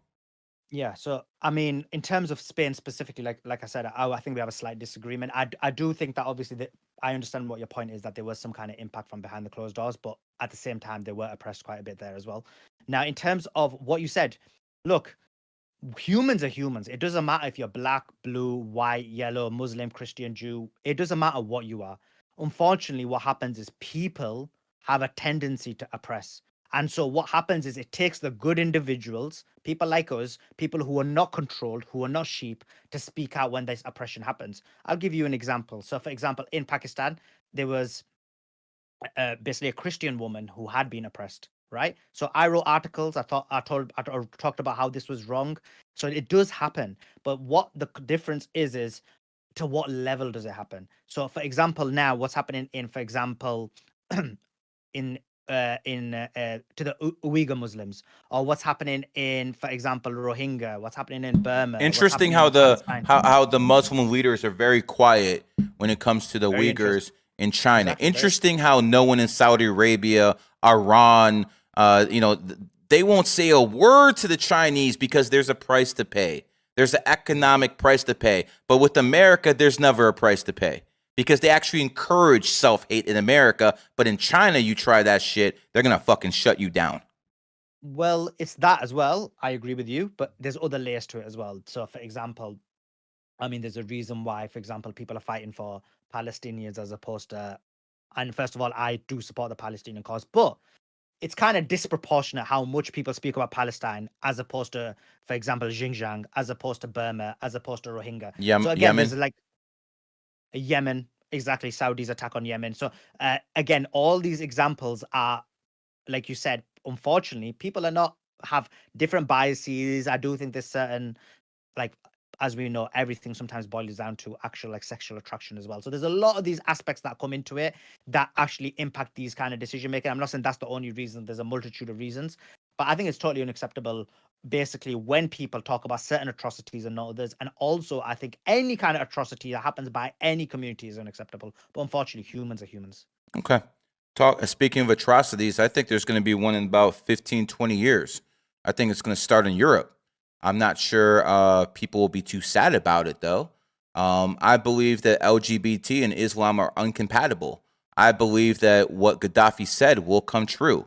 Gaddafi said that we will beat them with our wombs. Since 2015, the refugee crisis, the Muslim population in France, Germany, the UK is going up. Once it hits about 35 to 40%, the Muslims are not going to put up with the LGBT. Here's my prediction. I want everyone to understand this. I believe that the LGBT community will be cleansed by Islam within 20 years. I believe it's going to start in Europe because they are incompatible. Absolutely incompatible. And I'm going to tell people this: choose. Pick a side. It's that simple. I will never be a Muslim. I will never get down on my all fours and pray to Allah, but I will support Muslims because I am not an idealist. I believe it's better to deal with the devil you know than the devil you don't. And I'm going to tell you right now, Muslims are not trying to molest my kids, no matter what you people say. Muslims are not trying to basically indoctrinate my kids into fucking garbage. I'm pretty sure I can go to a Muslim country, go to a movie, and I don't have to watch pornography and all sorts of other shit. I believe that pornography needs to be banned worldwide, and that needs to happen ASAP. And I look forward to an Islamic caliphate and to a point, because a lot of that shit's going to get banned. A lot of this sexual trafficking is going to get banned. One thing I do fear, though, is I ain't paying no fucking jizya, brother. I'm not doing it. I am not paying no freaking jizya. And I'm going to make this abundantly clear right now. After the Muslims clean up with the LGBT, if they think they're going to start having a caliphate all around the world and you're going to subjugate basically non-Muslims to pay a tax called a jizya, nah, brother, that's unacceptable. And I think that's going to be a big problem in the world in about 30 years. Okay. So just a few points I need to make on that. So first things first, I totally agree with you in terms of Islam being literally the only religion, the only ideology that's even willing to stand up against this kind of LGBTQ. Allah Akbar. And if you look at the UK is a prime example of that. Yeah. So in the UK, we have the Muslim population that's only increased slightly. So we went from 3% to 4.5%, I think, 5%. But it's bigger in France, though, isn't it? Should be about 10-15% over there. I think it's about 8 to 12%, but again, I don't know. And with a couple more generations, it gets up there. You know, we're talking about real percentages. Then you're gonna have a real change. But I've just given the UK as example because that's where I'm from. So in the UK, even though Islam increased slightly, Christianity died. It's dead. So it was, and remember, this is the country that fought for Christianity. Wars were fought over Christianity. Christianity in 2011 was about 67 to 70%. You know what it is now? 40%. It's in the 40s. It's a minority religion in the UK. You know what's taken that 15 or 20%? Atheism. And that's atheism? Worse. That's worse. Yeah, so that's the liberal leftist ideology that's taking over the UK. Now, let me explain to you why that's a problem. So in schools, they wanted to teach LGBTQ to children from as young as age 4. Over my dead body. Well, let me tell you what happened in the UK. So in the UK, the Christians didn't speak out. The Jewish people didn't speak out. The only people who spoke out was the Muslims. But the Muslims are a very small minority. So they lost. And now sex education, LGBTQ education is taught to kids at age 4 where they learn about, unfortunately, masturbation. What the fuck does a 4-year-old need to know about masturbation for? This is sick. This is absolutely, these are fucking Satanists that need to be fucking dealt with. I'm sorry, this shit gets me upset. Yeah, it gets me upset. This is why I would never send my kids to like a state school. Never. Because it's law. It's a law. They have to learn it. Now, coming back to the point, the only hope is Islam that is able to fight it. Now, when you talked about jizya, what jizya is because there's an incorrect understanding of jizya. Jizya is a taxing system on non-Muslims. On non-Muslims, okay. Yeah, for sure. But then remember, we also have taxation to Muslims as well. So it isn't like it's a higher tax. People who pay jizya is a higher tax on non-Muslims traditionally within the Ottoman Empire. This is something I've studied myself. The jizya tax was higher for non-Muslims. Now, you can make the argument that the Ottoman Empire took over a lot of Christian nations, and the people who are subjugated were living better under Ottoman rule than they were under their own government. That you can make that argument. You'd be right in a lot of cases, but a jizya is still higher tax for a non-Muslim than it is for a Muslim traditionally. No, so traditionally it is a higher. No, so within the Ottoman Empire, when it came to taxation system, actually in a large period of time, not large, let me rephrase that. For a period of time, the jizya and the Muslim taxation was the same, because what you're thinking of is zakah, which isn't taxation. So we have a separate taxation system compared to zakah. So zakah is 2.5%. Jizya used to be like 10%, depending on what it was. That's a big difference. No, but zakah isn't a tax system. That's what I'm trying to tell you. So zakah, so the tax system on Muslims in a lot of times was the same. So people, what they do is incorrectly compare the 2.5% to 10%. The 2.5% isn't tax. 2.5% is basically on your wealth, because what they want is they don't want people to be hoarders. You know, people who hoard their money and don't put money into the economy. So anyone who hoards money and keeps it for over a year, you have to now give 2.5% zakat. That's not a tax system. Tax system's totally different. So just to hold back. So say you're a millionaire and you decide not to put any of your money into the economy. They have a right to take 25K from you? 2.5%? Yes. So if you keep $1 million and put it in the bank, never invest it, never use it on any kind of products, you know, house, car, whatever it may be, on your family, on food, you just lock it away for a year. So a year you leave it untouched. After a year, you'll be taxed but zakah, you'll be given. So Islam doesn't encourage people to save money? Islam doesn't encourage people to hoard money. So you save, but then once you save, you only give 2.5%, which goes to the poor. And what Islam encourages is investment. So invest in the economy, make the economy better, and then everyone becomes richer. So if you have millions of dollars and you put your money into the economy and be a capitalist, which is essentially what you're telling me here, you are rewarded by not being taxed. You're rewarded by not having to give zakah. Yeah. I don't see a problem with that.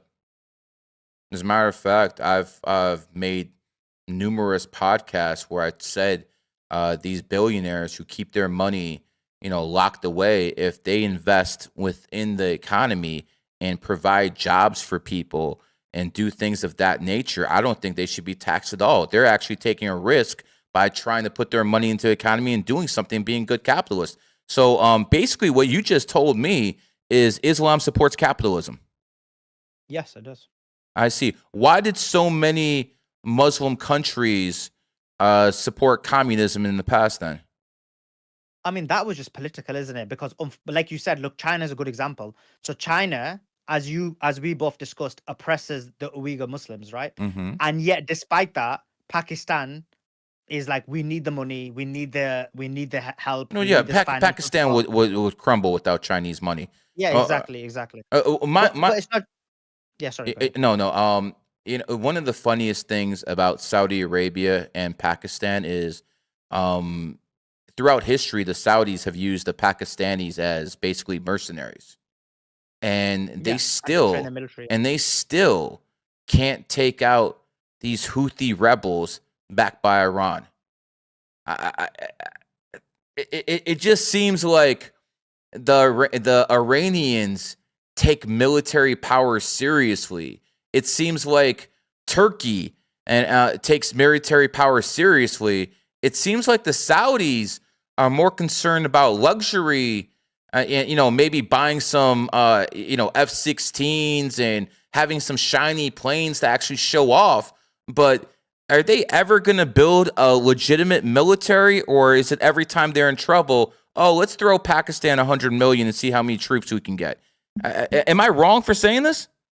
No, you're completely right. And the real question we should be asking ourselves is, like, what's the real reason for it? And we know the real reason for it, because Saudis, they basically were given this money. They never earned it. They were given the wealth. They've never been able to fight it. They haven't got the physical capabilities, the mental capabilities to build. Mental?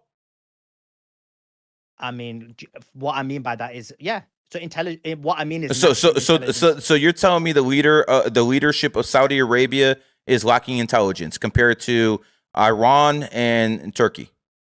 No, no. So the current leader I can't speak of, but what I mean is if you look at a society that is essentially being bred in a certain way, and look, breeding has a big impact, right? So for example, now you married your wife, and you basically your children are hybrids, right? So your children are going to be better than someone who's not a hybrid, right? And so if That I will say that's personal opinion. I will say that has more to do with personal opinion no, because no, I can prove it. I could also say that a lot of well, I'll just fucking say it. A lot of mixed kids in America, usually black and white. I've seen a lot more bipolarism in mixed race kids than I've seen in almost anyone else. I mean, if you went to the Black Lives Matter rallies in America, it was always the mixed ones who were screaming the loudest and doing all the most of the violence. It wasn't the darks. It wasn't the dark brothers. It wasn't the light skin, brothers. It was usually the mixed ones. So And again, that is light skin, but I'm talking about it wasn't the whites, it no, I wasn't the get you. blacks, it was the But mixed. And this is yeah, something I've seen with my own eyes. And again, I'm about to take some heat for saying this, but it's just no, no. Let's talk straight. about No, it. not from you, No, but no. from Twitter. It Yeah, is straight up fact that I believe that if people are mixed race, bipolarism goes up a lot. And that's something I've seen with my own eyes. So that's why I'll push back. When you say hybrids are always more intelligent, I'll say one thing: hybrids are fucking beautiful. I mean, the women that come from mixed races are absolutely gorgeous. That's again my personal opinion. okay.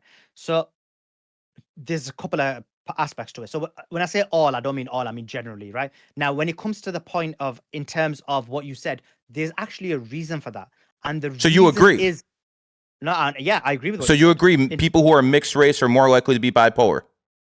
not bipolar, but I'll explain to you the reasoning why you're seeing them in these rallies, right? Hmm. So the reason why when you see mixed race kids, as you said in the Black Lives Matter movement, and also the complete opposite alt-right movement, is so the two opposites is because of again this lack of feeling. It's because they feel deficient, and they're either if they're mixed race, they want to prove they're black, and then therefore they'll do that, or they want to prove they're white, and then they'll be extremely racist. So you'll see this kind of dichotomy that happens within them. But if this nurture aspect didn't happen, this feeling deficient didn't happen, you would have it would be better. And let me give you some proofs of just why I'm making this Hmm. argument. It's historical. So if you look at India, right? So in India, you had the harem system, and the harem system was, and you had it in China as well. So and throughout the world, but in India, you had the harem system, and what happened is the harem would basically take all the most beautiful women, the best stock, as you call it. I'm probably A gonna get bunch of cancelled for calling it like concubines. that, but yeah, I don't mean it in a derogatory way in case you're trying to cancel people. What I mean is that you take them and they'd put him in the harem, and he may not even have relations with them, but they'd be taken out of society. And so when you take them out of society and then you're an ethnocentric nation, because now you're just based breeding within yourself, what happens is the levels start dropping. So what you're producing starts dropping. And so that's why you saw in, for example, Asia, from where I'm from, the they're not as good physical specimens. They're not as good from a lot of other aspects. And that is You're because the raw, harem. brother. You're raw out here. Yeah, yeah. So there's so all of those things happen because that's how evolution works, right? And so whereas when you see other societies when that harem, what happened is when they were up to the age of 18, they'd let them go again. So if they didn't have relations with them, they'd let them go back into society and then they'd breed. And so that's an example of why what happens over time where these things have a big I impact. got you. I'm telling you from personal experience. I have seen people who are mixed, especially black and white, who will flip on you in a second, and they're a lot. Like for instance, if society in general is 2% bipolar, I would say people who are mixed within black and white tend to be 25 to 30% bipolar. I've seen it with my own eyes, and I'm going to say another thing. If you're a woman and you start sleeping around with too many men within one menstrual cycle, you're going to be mentally ill too. There's a reason the word men isn't mentally ill, because if you're a whore and you're sleeping around with a whole bunch of different men, women basically absorb energy, guys give energy. So when it comes down to them, I think an army of whores is more dangerous than the standing army, because what you have, at least here in the United States, feminism basically it has these women going around, sleeping around with a whole bunch of guys. They don't know who the father is. Could you imagine 100 years ago if someone didn't know who the father was? If you're a woman, you might commit suicide because you would face so much pushback and so much shame. Now these women go out there and say, shout out your abortion. These women have become mentally deranged. And I'm going to tell you something, brother. You said some controversial things. I've said something, but I'm going to tell you right now, I don't believe any of these problems can be fixed until women's right to vote is stripped. And I understand some women are listening saying, yo, Gary, I'm a conservative. I support family values. I support everything you're saying. But I'm going to tell those same women, you're outnumbered. You're basically outnumbered. Look what happened in this stolen election in 2020. Most of married women voted for Trump by 3-4%. Married women voted for Trump. Single mothers voted for Biden 40% more than Trump. That is the problem right there. These whores can't close their legs, and then they start spreading their socialistic garbage on the rest of society. Women hold 3/4 of the fucking debt in America. 3/4 of the debt. Why does no one talk about this? Why does no one bring this up? When they start talking about equal pay for equal rights, I don't see women fucking climbing telephone poles and fixing stuff like that. They're never going to do that stuff. And at the end of the day, it's men who died and bled for rights. The only thing women actually did was march for rights when it was safe. Right. So just a few points. And by the way, I agree with most of what you said. So common theme here. Yeah. So exactly. So the 33, isn't it? So now coming back to the point, I agree with you. And in reality, when them women are sleeping around, they're only sleeping with a certain percentage of men. Because actually, most men in the United States, but throughout the world, are basically not even having a relation. So 30% of under 40% of men don't have babies. Only 14% of women don't have babies. What does that mean? That means a whole bunch of women are sleeping with the same guy. And 30% of under 30-year-old men are not even having sexual relations at all. Lame. Yeah. So in addition to that, when you look at society, I agree with you. So when they talk about equal rights and equal pay, they're only talking about it from a woman's perspective, because the same people aren't talking about giving equal pay to a disabled person. They're not talking about disabled spots getting paid at the same level. They also, when you look at the pay, they're working a lot less, but they want to get paid a lot more. Of course. In terms of voting, I don't think you've said anything controversial. I agree with you completely, but I'll actually take it one step further. I think anyone who's not smart shouldn't vote either, because dumb people say that again? is someone who's not smart shouldn't vote either. Oh, so you think there should be an IQ test? Not an IQ test only, because I think IQ test has a problem in itself. Agreed. Well. I think there's some issues there, but there should be some kind of system put in place where you need to meet the requirements, and then only then you're able to vote. What about only people who are landowners? That's how it used to be as well. Only people who are landowners had the right to vote because they understood that the people who didn't have land would always vote for higher taxes. So that's why they basically said, back in the day, one family, one vote. If you own land, then you can actually vote on taxing because you're the one paying all the taxes. One of my good friends, he paid $300 million in taxes in 1 year. $300 million. And then I hear all these people talking about rich people need to pay their fair share. Are you fucking freaking kidding me? 300 million? Brother, I would have disavowed my American citizenship and ran off somewhere with $300 million. But there's people out there who are having to pay that in taxes, and you communist scumbags want more from them. It's absolutely ridiculous, man. So I do believe that there needs to be taxation because not theft? No, because look, okay. At the end of and I'll explain why. Look, some of us are good are the unique people, right? We're able to get from poverty and make it to the top of the mountain, right? Tate is another example of that. He was from the ghetto, he was from the ends, and he made it to the top. And so are you. and so was Yes. I. And I was Yeah. poor as hell. My dad came from the Yes. Soviet Union, and I'm a millionaire now. I'm sure you're doing good. So Tate's not the Yes. only one. So go ahead. No, but I'm saying there's not that many. There's only a few of us, isn't there? Right? Well, there's In 20. There's reality, 22 million millionaires in the United States alone. So it's not like that unique to be a millionaire. no. What I mean by that is there's not that many from a proportional perspective who come from poverty and make it. Actually, most people don't because life is Thank based on a goodness for capitalism that gives us that ability to actually have that right if we work hard enough to actually have the right to actually earn money because of the system we're in.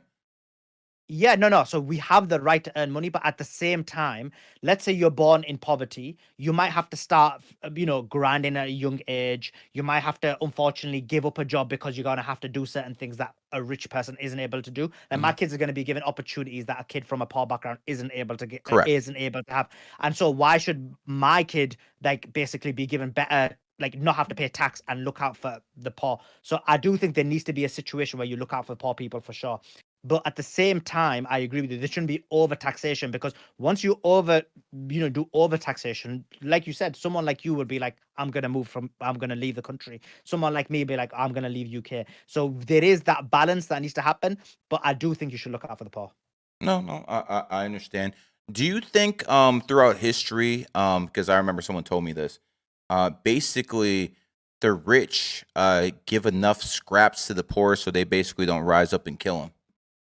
100%. That's pretty much what I've seen throughout society, from the French More than that. Revolution to Arab Spring. It's basically give them enough scraps so they're poor and they can't really do anything. But as long as you feed them enough and entertain them enough and give them enough sports to watch, enough UFC, and give them enough alcohol on the weekends. By the way, haram, all that stuff, you're docile the population.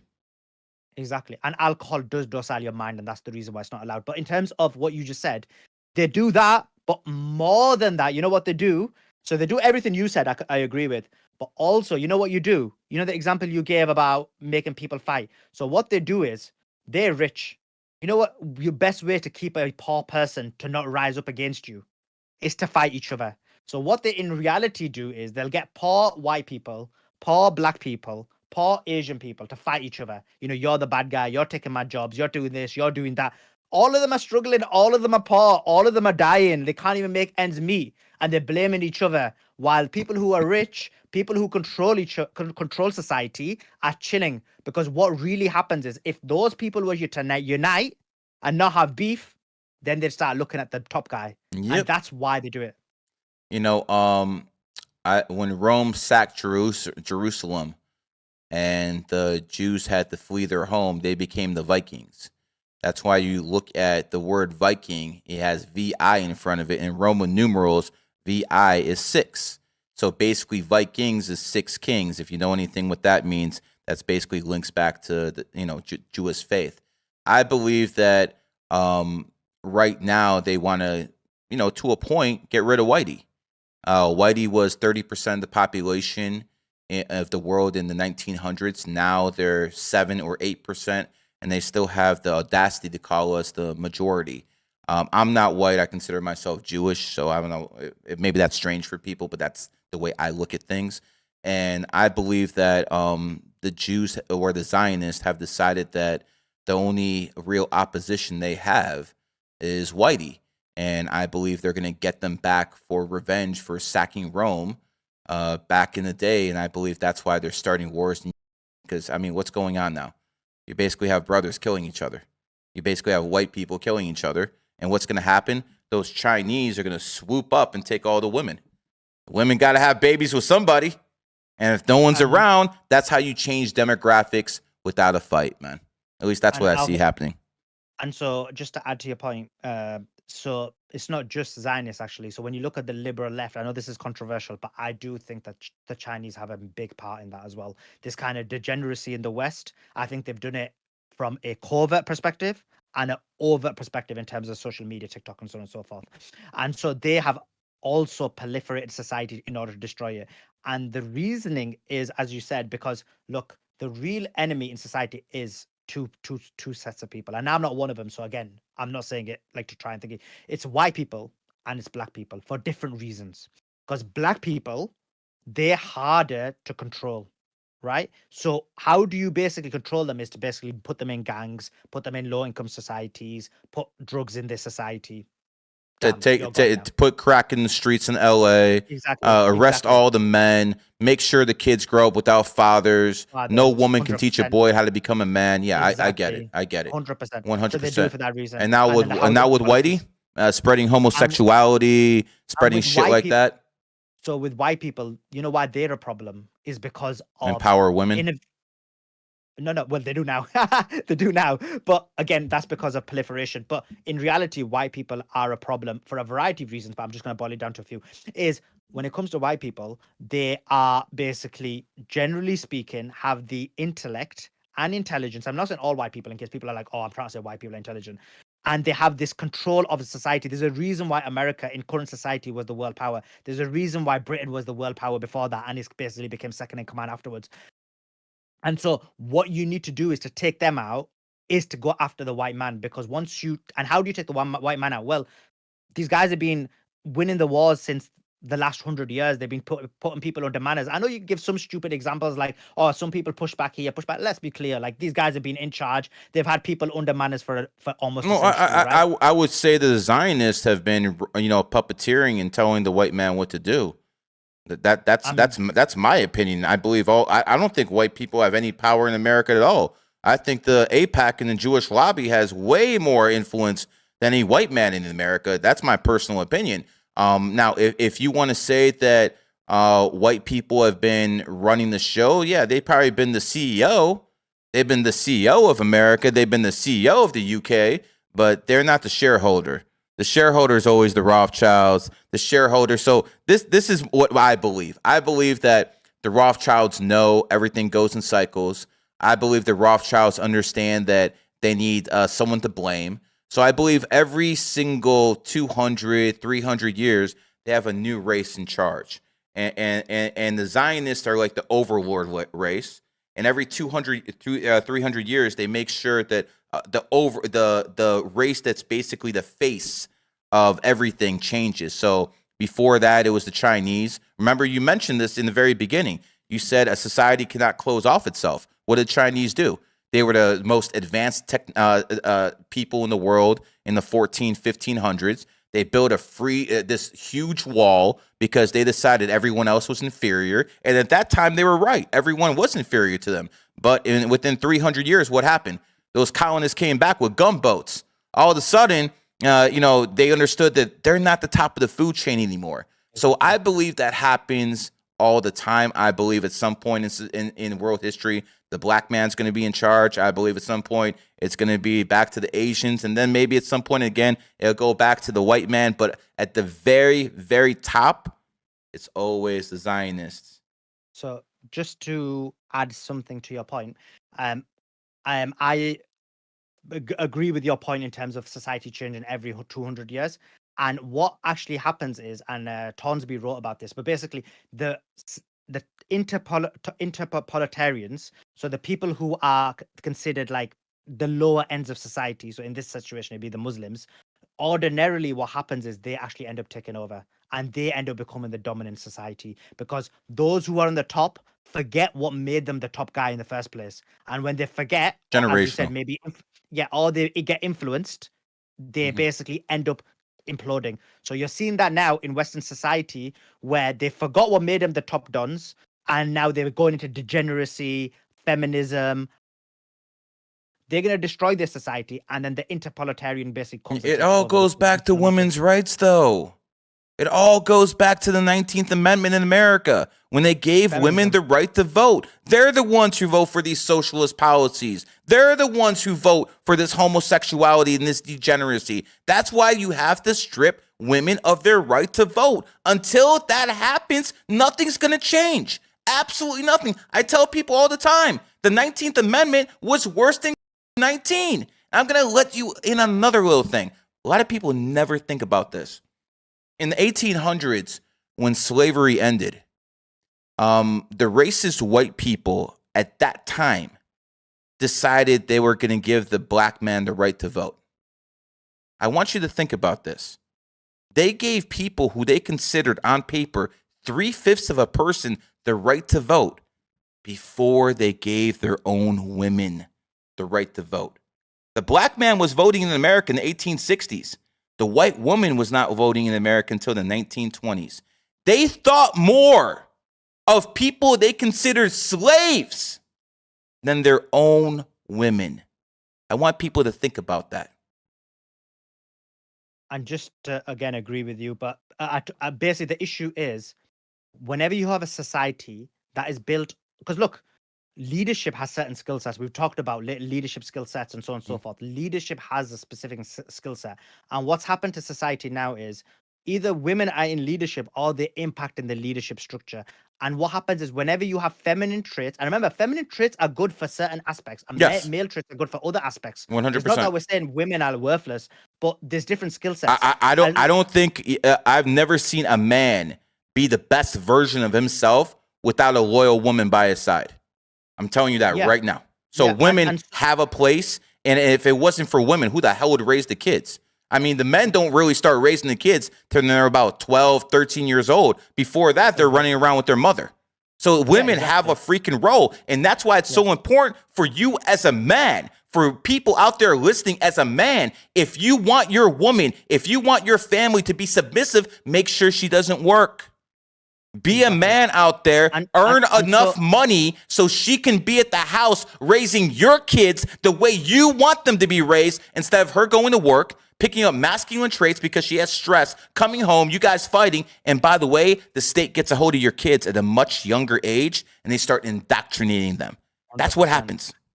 And so coming back to the issue, when it comes to women, generally speaking, women are more emotional. Their decisions are not as logical as men. Men's decision making, unless they're feminine, ends up being a lot more logical. They're a lot more calm. They have certain traits that is needed in a leadership situation. So if you look at a lot of these movements that are happening, they're all based on emotion. Because when you ask them and you break it down and you're like, why do you believe in this? They're never able to explain it. And it's not just liberals. Even conservatives have fell for the psyop. So let's be clear, it's not a liberal or conservative thing. Even these conservatives, like they'll go there and they'll fight against transgender, and they'll specifically fight against biological men who are transgender, and they'll make an alliance with women, feminists. That is how dumb they are, because feminists are the ones who are destroying society. Transgender biological men are very small. You know, most transgender are women. Did you know that? I mean, it doesn't surprise me. I mean, and yet no one knows this. No one knows that women are more transgender. When it comes to children under 12, there are 300% more girls who are becoming transgender compared to boys. For children over 12, it's 2 times more. It's all your girls who are becoming transgender. But if you look at social media by the conservatives, it's always biological men they attack, because they're doing it with feminists. And the reason is because feminists hate men. It's all an attack on men. And these men have got mental issues for sure. That's the reason they happen. Or for the kids, it's not even mental issues. They're being controlled by society. They're being brainwashed. And yet they're making alliances with the very people who have caused this. And they're not even realizing that those women who are transgender, who are lesbians, have literally, and feminists, they've literally taken themselves out of the entire pool of society. And what happens? You don't have a society, you don't have a family, and you have a population collapse.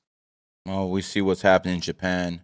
We see what's happening in other countries where they decided to instill Western values when they decided that, okay, the women aren't going to have that many kids, but we're going to keep the borders closed. We're not going to have any more immigration. Are you people out of your fucking mind? You can't have an aging population and not have immigration. That's complete nonsense. So, like for instance, in America, let's talk about why America needs immigrants. And it all goes back to liberals. First, the women, they basically don't have enough kids anymore. They're having sex with God knows who else, but they're having abortion. So we don't know. But when it comes down to it, sometimes I get really upset thinking about this and I lose my train of thought. But the fact of the matter is, unless feminism is curved, unless women's right to vote is curved, we're never going to solve this problem. Absolutely never. And I'm going to tell you something. When I talk to women, they're ready to give up their right to vote. They are ready to give up their right to vote if they're taken care of. I believe it would be much more important for women to have maybe some kind of basic income, for women to have some kind of something from the government, some kind of benefit that would be socialistic. But the trade-off is they can't vote anymore. I believe that's the way to fix society. And just to give another perspective, not same perspective, but just another point, is in reality, if you speak to most women, not the ones who've been brainwashed, if you give them an opportunity to say, you don't need to work, but you're going to be taken care of, they would take that opportunity all day long. So again, it comes back to men who are not able to basically provide for their women. They're losers. They're not able to financially provide. They're not doing their duty. And then they masculinate in their women. Then women become men. They don't respect them. And then you have a break all of the household as well. We've been bashing women enough. Let's talk about these beta males. If a man is not providing for his family, is he actually a man? Or is he just a little punk ass bitch?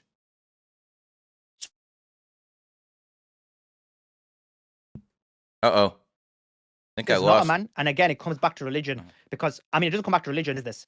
Are you back? I got you. Yeah. So even in the Quran, it says, look, men are the providers and sustainers of women. And just, the Quran for me is an ethical, moral framework, but it's something that you naturally know anyway, because it doesn't contradict. So what you know, because you're a smart person, without reading the Quran. I read a little bit of it. I read certain verses. No, but let's say you didn't. Let's say someone never read the Quran, but they were a smart, intellectual individual who wasn't impacted by nurture. He would come to the same views as the Quran. I agree. The Quran is a rational book, and hence why you're basically a Muslim. I'm not a Muslim. In all your views, yeah. I'm not a Muslim. I mean, in all your views. If I support Islam, I mean, listen. I personally believe if this was 300 years ago, Muslims would probably have me burned at the stake along with Christians. Because I would be accused of heresy with numerology and astrology. Again, I understand what you're saying, that this is an accepted practice, but let's be honest. I mean, if this was 300 years ago, me and you will both be fucking killed. We're talking heresy here, when it comes to numerology and astrology. So, people have to be very, very careful. I like the pendulum right here. Whenever it swings a little bit too much in either direction, 100%. That becomes a problem. That becomes a big problem. I want family values. I personally believe if I had my way, I see no issues with Sharia law. I see no issues with it except for maybe the jizya. Other than that, I see really no issues. When men are weak to the flesh, I'm not, maybe you're not, but most men are weak to the flesh. I've seen some of the most successful, some of the biggest people in the world from a fighting standpoint, some people who are massive 260-pound bodybuilders, some people who are the most successful people in the world who are men, who see a beautiful woman and all of a sudden they get dumb. They see a beautiful woman and all of a sudden all those morals and all those convictions they have go right the fuck out the window. Men are weak to the flesh. So when I see the Quran advocating for hijabs and things of that nature, I understand personally that's not to suppress women. I understand that as that's a way to keep men in check. So, they don't see some beautiful woman and all of a sudden they start, maybe having an affair with her. Instead, that woman's going to be covered up. They're going to go home and they're going to fuck their fucking wife instead. That's the way I look at it. Other people have a different perspective. So also, just to add to what you said, in terms of like the hijab, which is basically modesty, that is important not just for men, but for women as well. Because look what happens in a society. In a society where women basically lose their moral compass, they start dressing indecently. They start basically, as you said, whoring themselves out. Then what happens? Then they start basically having sex with loads of men. Then because what happens is everything's an acceleration. You first take off your clothes. Then you start sleeping with loads of men. Then you start sleeping with loads of men. And then you lose who you are as a woman. And that's why controls are important. Some people don't need it. You mentioned it, and I want to make this clear. There's some women who can put their photos on Instagram, who can look all sexy, kind of classy, and they're not hoes because they have the same self-control as me and you do as men. We're not grouping all women, but the fact of the matter is most of these women who are fucking dressing provocatively, doing all that stuff, most of these IG models, they're fucking hoes. They're fucking hoes. 100%. So while I'm not talking to all of you, a high percentage. Yeah, and that's the point. So you can give your example, you can give my example, you can give example of these women, but in reality, you know, when it comes to any kind of code of law, so even the Quran, whatever it may be, any kind of code of law is for the majority. Yes. Because the majority are the ones who need to be under manners. Because me and you can follow the rules even without the Quran. Yes. Because we know naturally that's the right thing to do. I'm so happy to hear a Muslim actually say that I can follow the rules, God's law, without actually being a Muslim, because that's what I've been saying for years. I agree with a lot of Muslims. There's certain disagreements I have. We talked about that already, but I got to tell people it's either this or LGBT. It's either this or homosexuals. It's either this or pedophiles. Decide. For me, it's an easy choice.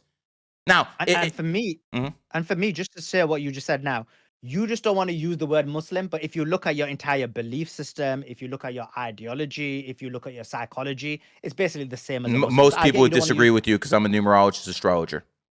No, but again, like I said, those are basically certain sections. I admit that they've got power. So, for example, Ibn al-Arabi, you heard of Ibn Arabi, even the West people know about him. So he is a famous philosopher, theologian. He even said that this world is similar to your point. He said this, but just different number. So he said this world is the 36th world. So it's the 36th Adam. So Adam of this, Adam is like the first creation. So this Adam is the 36th Adam. So it goes back to your point, what you're saying. So when you're talking about Muslims, you're talking about a certain section of, but I admit that they're more vocal. Now they're more powerful. They have a lot of social media following. So people who have alternative views are done. Now, coming back to the point. You're doing pretty well on social media yourself, pal. Yeah, and I just came up by luck because really people who are luck, okay, 33. Really well. Okay, luck. You can save that garbage for someone else, man. You were meant to. I appreciate that. But coming back to the point. So what you're talking about, this entire Quran, the Quran is important. But remember, we had certain sections of society, we had hundreds of years, thousands of years where there wasn't a book. So does that mean God didn't guide people? No, because God created you to be able to come to the truth based on your own intellect and your own intelligence. Okay. This is a question I ask pretty much all the preachers. How does a illiterate man, Muhammad, write a book? I mean, it kind of seems like a fairy tale to me that a man who's illiterate, wrote a book the same way that Christianity, Mary had a kid without someone piping her down.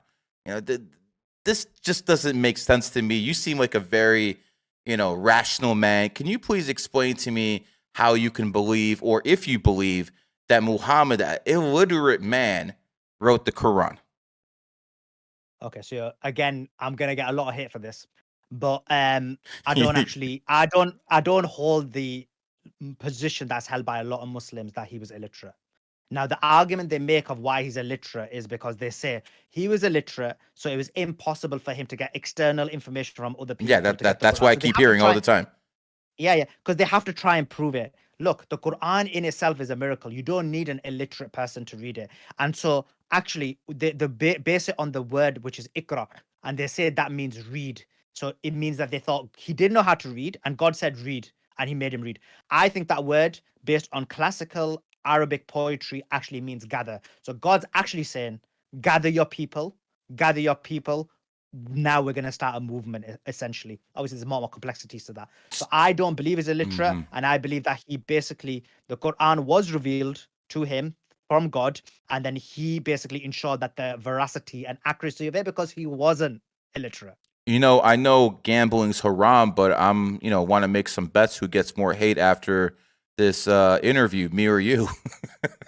It's going to be me, but I'm not bothered. You're used to it, aren't you? Yeah. Have you ever got death threats? All the time. Okay. I get a couple a week. I'm just curious. I'll tell you what. On your post. On your post. Yeah. Most people's threats are as empty as a poor person's wallet. Yeah, true. So on your post where you wrote about that imam being a liar, and I think I posted on there, one of them anyway, and I Yeah. wrote you destroyed him. Yes. I got a death threat over that. They were like, "Oh my god, you betrayed the Muslims. I'm gonna Yeah, I find read you. I'm that. gonna I kill read you." that. And I I was like, read that. "Yeah." I'm like, wow, man. I mean, god damn, And people it was aren't in allowed to private have a DM. different opinions. Yeah, yeah. But I have to be honest. Like they want me to lie. You destroyed him. Like I have to tell the truth. I mean, this has not been a debate. This has not been a It debate at hasn't. all. This has been a very, very pleasant conversation. Quite frankly, I wish you were a little bit more hostile. But But the problem is we other agree than on a too very much. minute. We agree Exactly, on we too agree on too much, much. brother. 233s agree on too much. We married both 5 Exactly. life paths. Our first child is both 11s. I mean, if you don't think this is a matrix, you're out your mind, brother. I'm gonna Exactly. Well, start rapping. I'm gonna start. my second child's 22. So is yours 22? No, he was born on the 28th. Made sure he was. Ah, okay. I Yeah, made I did know. sure that no matter what, my kids were set financially based off their birthdays.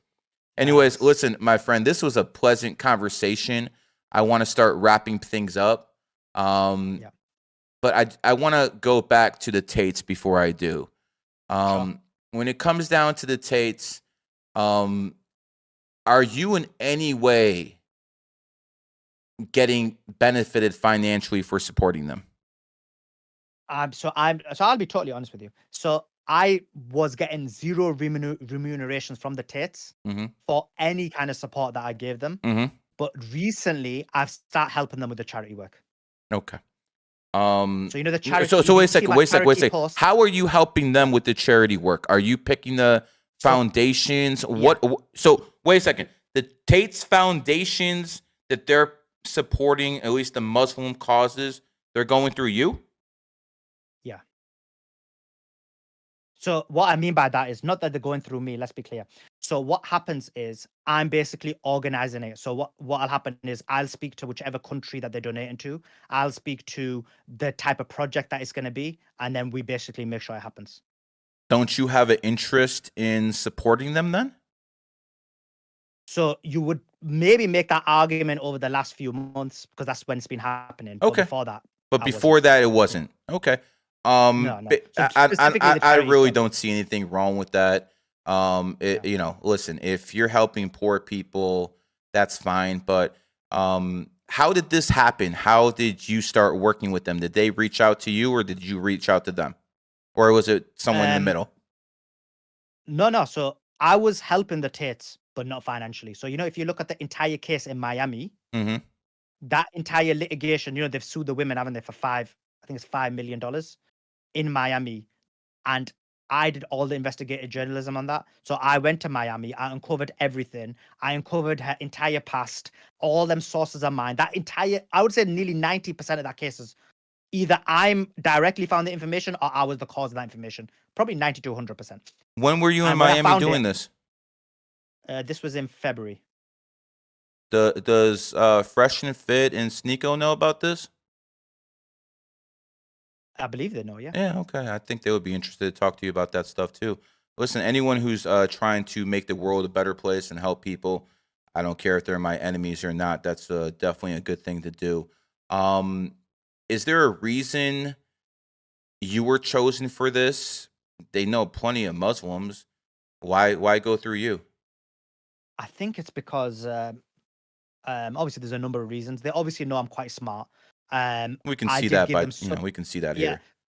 And I don't know if I'm allowed to say a lot of these things publicly, but they like there's a lot of reasons why they know I know what I'm doing, right? Okay. And so for that reason, it come to a point where they were like, look, this is a role. What can you do this? We want to do charity work. I was like, awesome idea. Like you should do it. You should do all these charities. And so then we start basically doing it where we were giving charity to different countries. I see. And different projects. Are you at all worried that Tristan Tate has said numerology's bullshit, Andrew Tate, and now after this interview, do you think you're going to have a problem continuing? Because they have attacked me for numerology for at least 4 or 5 years now. You're out here professing numerology and you're actually working for them. They're going to see this. Do you think there's going to be any, hit back because of it? No, I don't think so, because at the end of the day, everyone has different positions, ideas, and beliefs. I mean, I think And I don't think they'll be that shallow to think that, look, just because this guy believes in numerology or this guy believes in, this guy had an interview with GG33, that's a problem. Okay. Well, I've interviewed many war room members, so it should not be an issue. But I didn't know you're working this personally close with them. Yeah. So I mean, I do communicate with Andrew quite a bit. Okay, And no issues, no issues. Tell Andrew I'll whoop his ass in chess. I'm a little bit too old to fight him, but I'll whoop his ass in chess anytime. Moving on. When you look at social media, who are the social media stars of this year? You've seen Tate, it's 2022. Who are the up and coming social media stars you've seen in 2023? So I would say probably, I know I've heard you saying that you think it's Zerka. He took 10% of Tate's audience.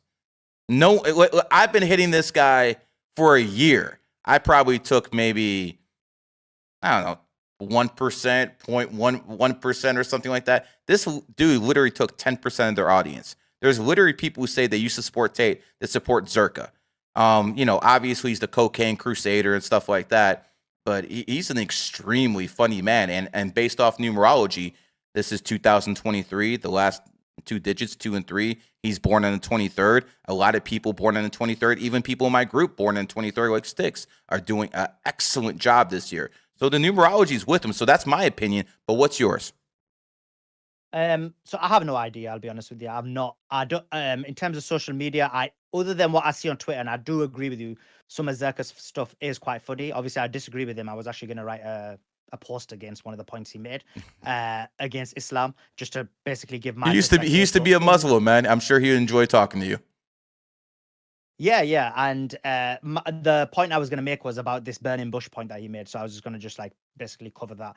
But in reality, he's funny. Like some of the videos I see are funny. I think he knows the right moves to make to be able to do well. So I wouldn't be surprised if it's him. But most of these other guys are rubbish. So like becoming famous isn't about skills. Like Destiny, all these guys, they're really rubbish. Oh, like, Destiny's a fucking faggot.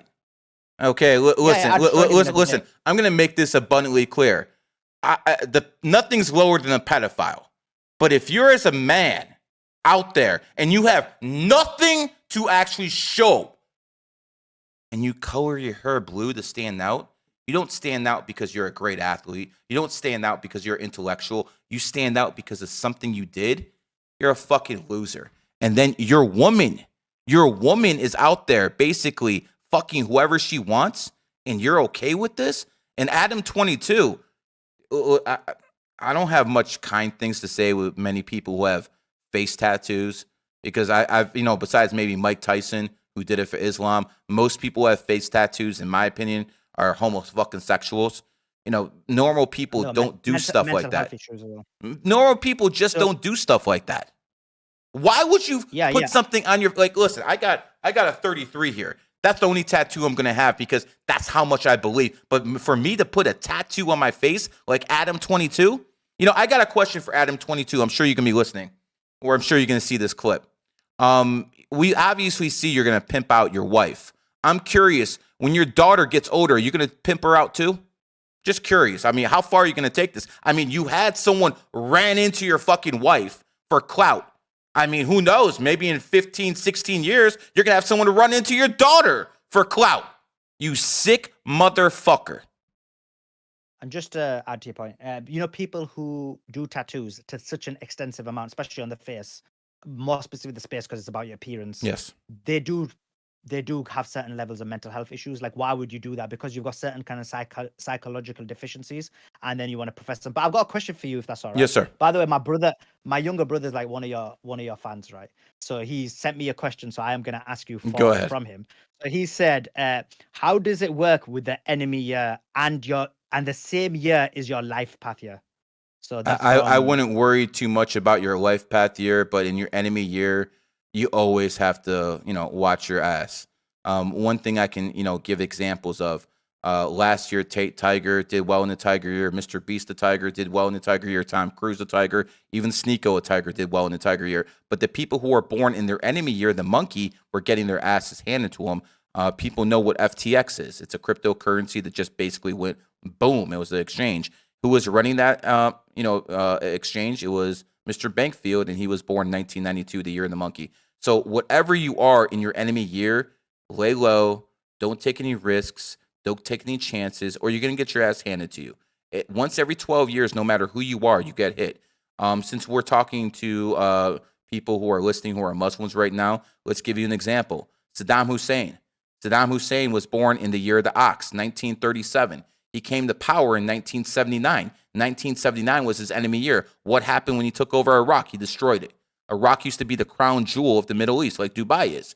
He actually destroyed it because he came to power in his enemy year. After 1979, and by the way, before I go on with the story, Saddam Hussein might be one of the most wicked men who ever lived. This motherfucker went into an auditorium in 1979 and he called all the members of the Ba'ath Party.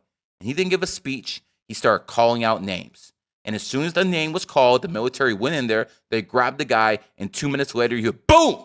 Because he got a fucking bullet right here. Could you imagine being in that auditorium for 4 hours for fear of your life that your name's going to be called and you're gone? That's the type of fear Saddam put in people. But going back to what I was saying, 1991, 12 years after 1979, next Gulf War, GOAT year. And then he gets taken out in 2003, again, a GOAT year. By the way, who was his enemy? Who was Saddam's main enemy besides the USA? It was Iran. Iran, the mullahs came to power in 1979, the year of the GOAT. So again, the GOAT and the ox go into war. And by the way, who has replaced Saddam as Iran's number one enemy? MBS, the Crown Prince. And the Crown Prince is born 1985, the year of the ox. So even though Saddam the ox is gone, now we have a new ox who fights against Iran the goat. It's all there. It's all there. If you guys want to look at history, Iran, 1979, the first major uprising they felt was in 2009, the year of the ox. It's always enemy signs, guys. This is something you don't even have to believe me. Just go out there and do the work, and you'll see this stuff works yourself.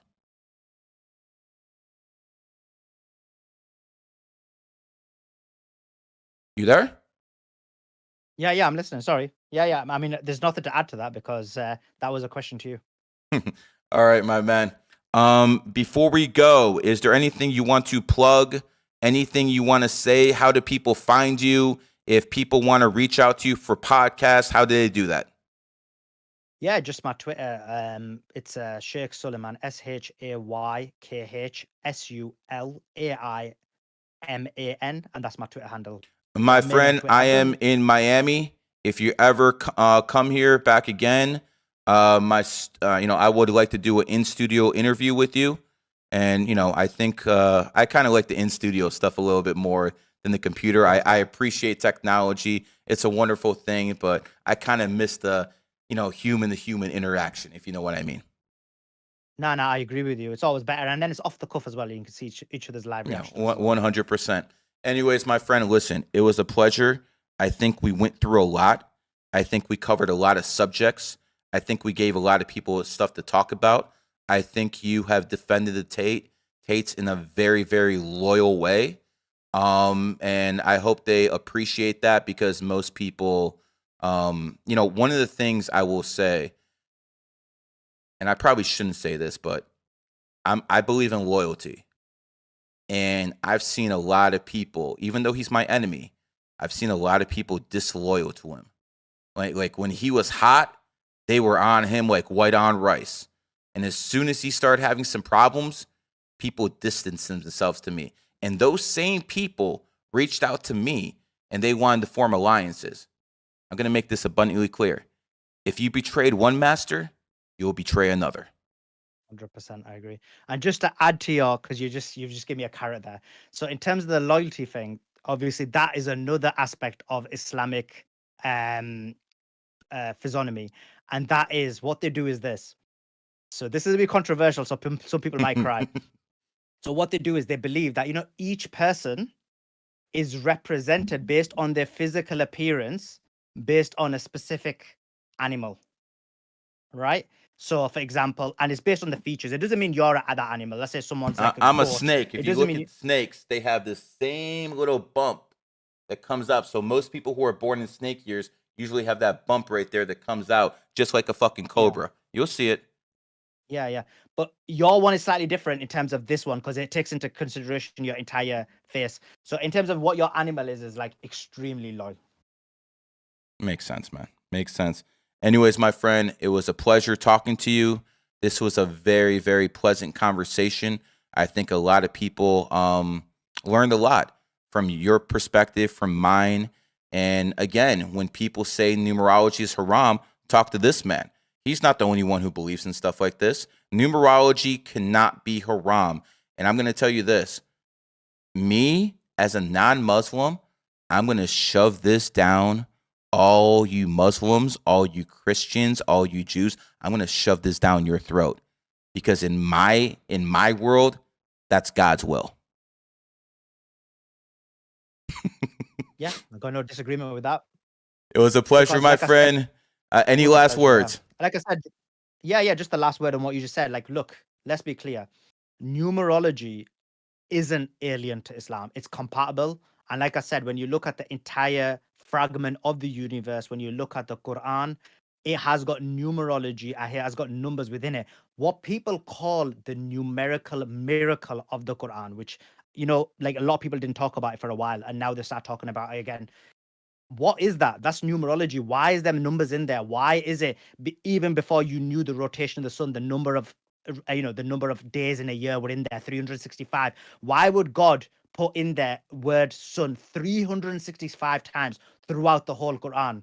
Numerology, numbers, because the entire universe is based on numbers. Remember, you're listening to a man. You're listening to a man who didn't fall for the psyop like most of the Muslim imams did. Nothing but respect for you, brother. And I hope to do this again in person next time. Appreciate it. Thanks a lot, bro. This has been a GG33 production. Take it out.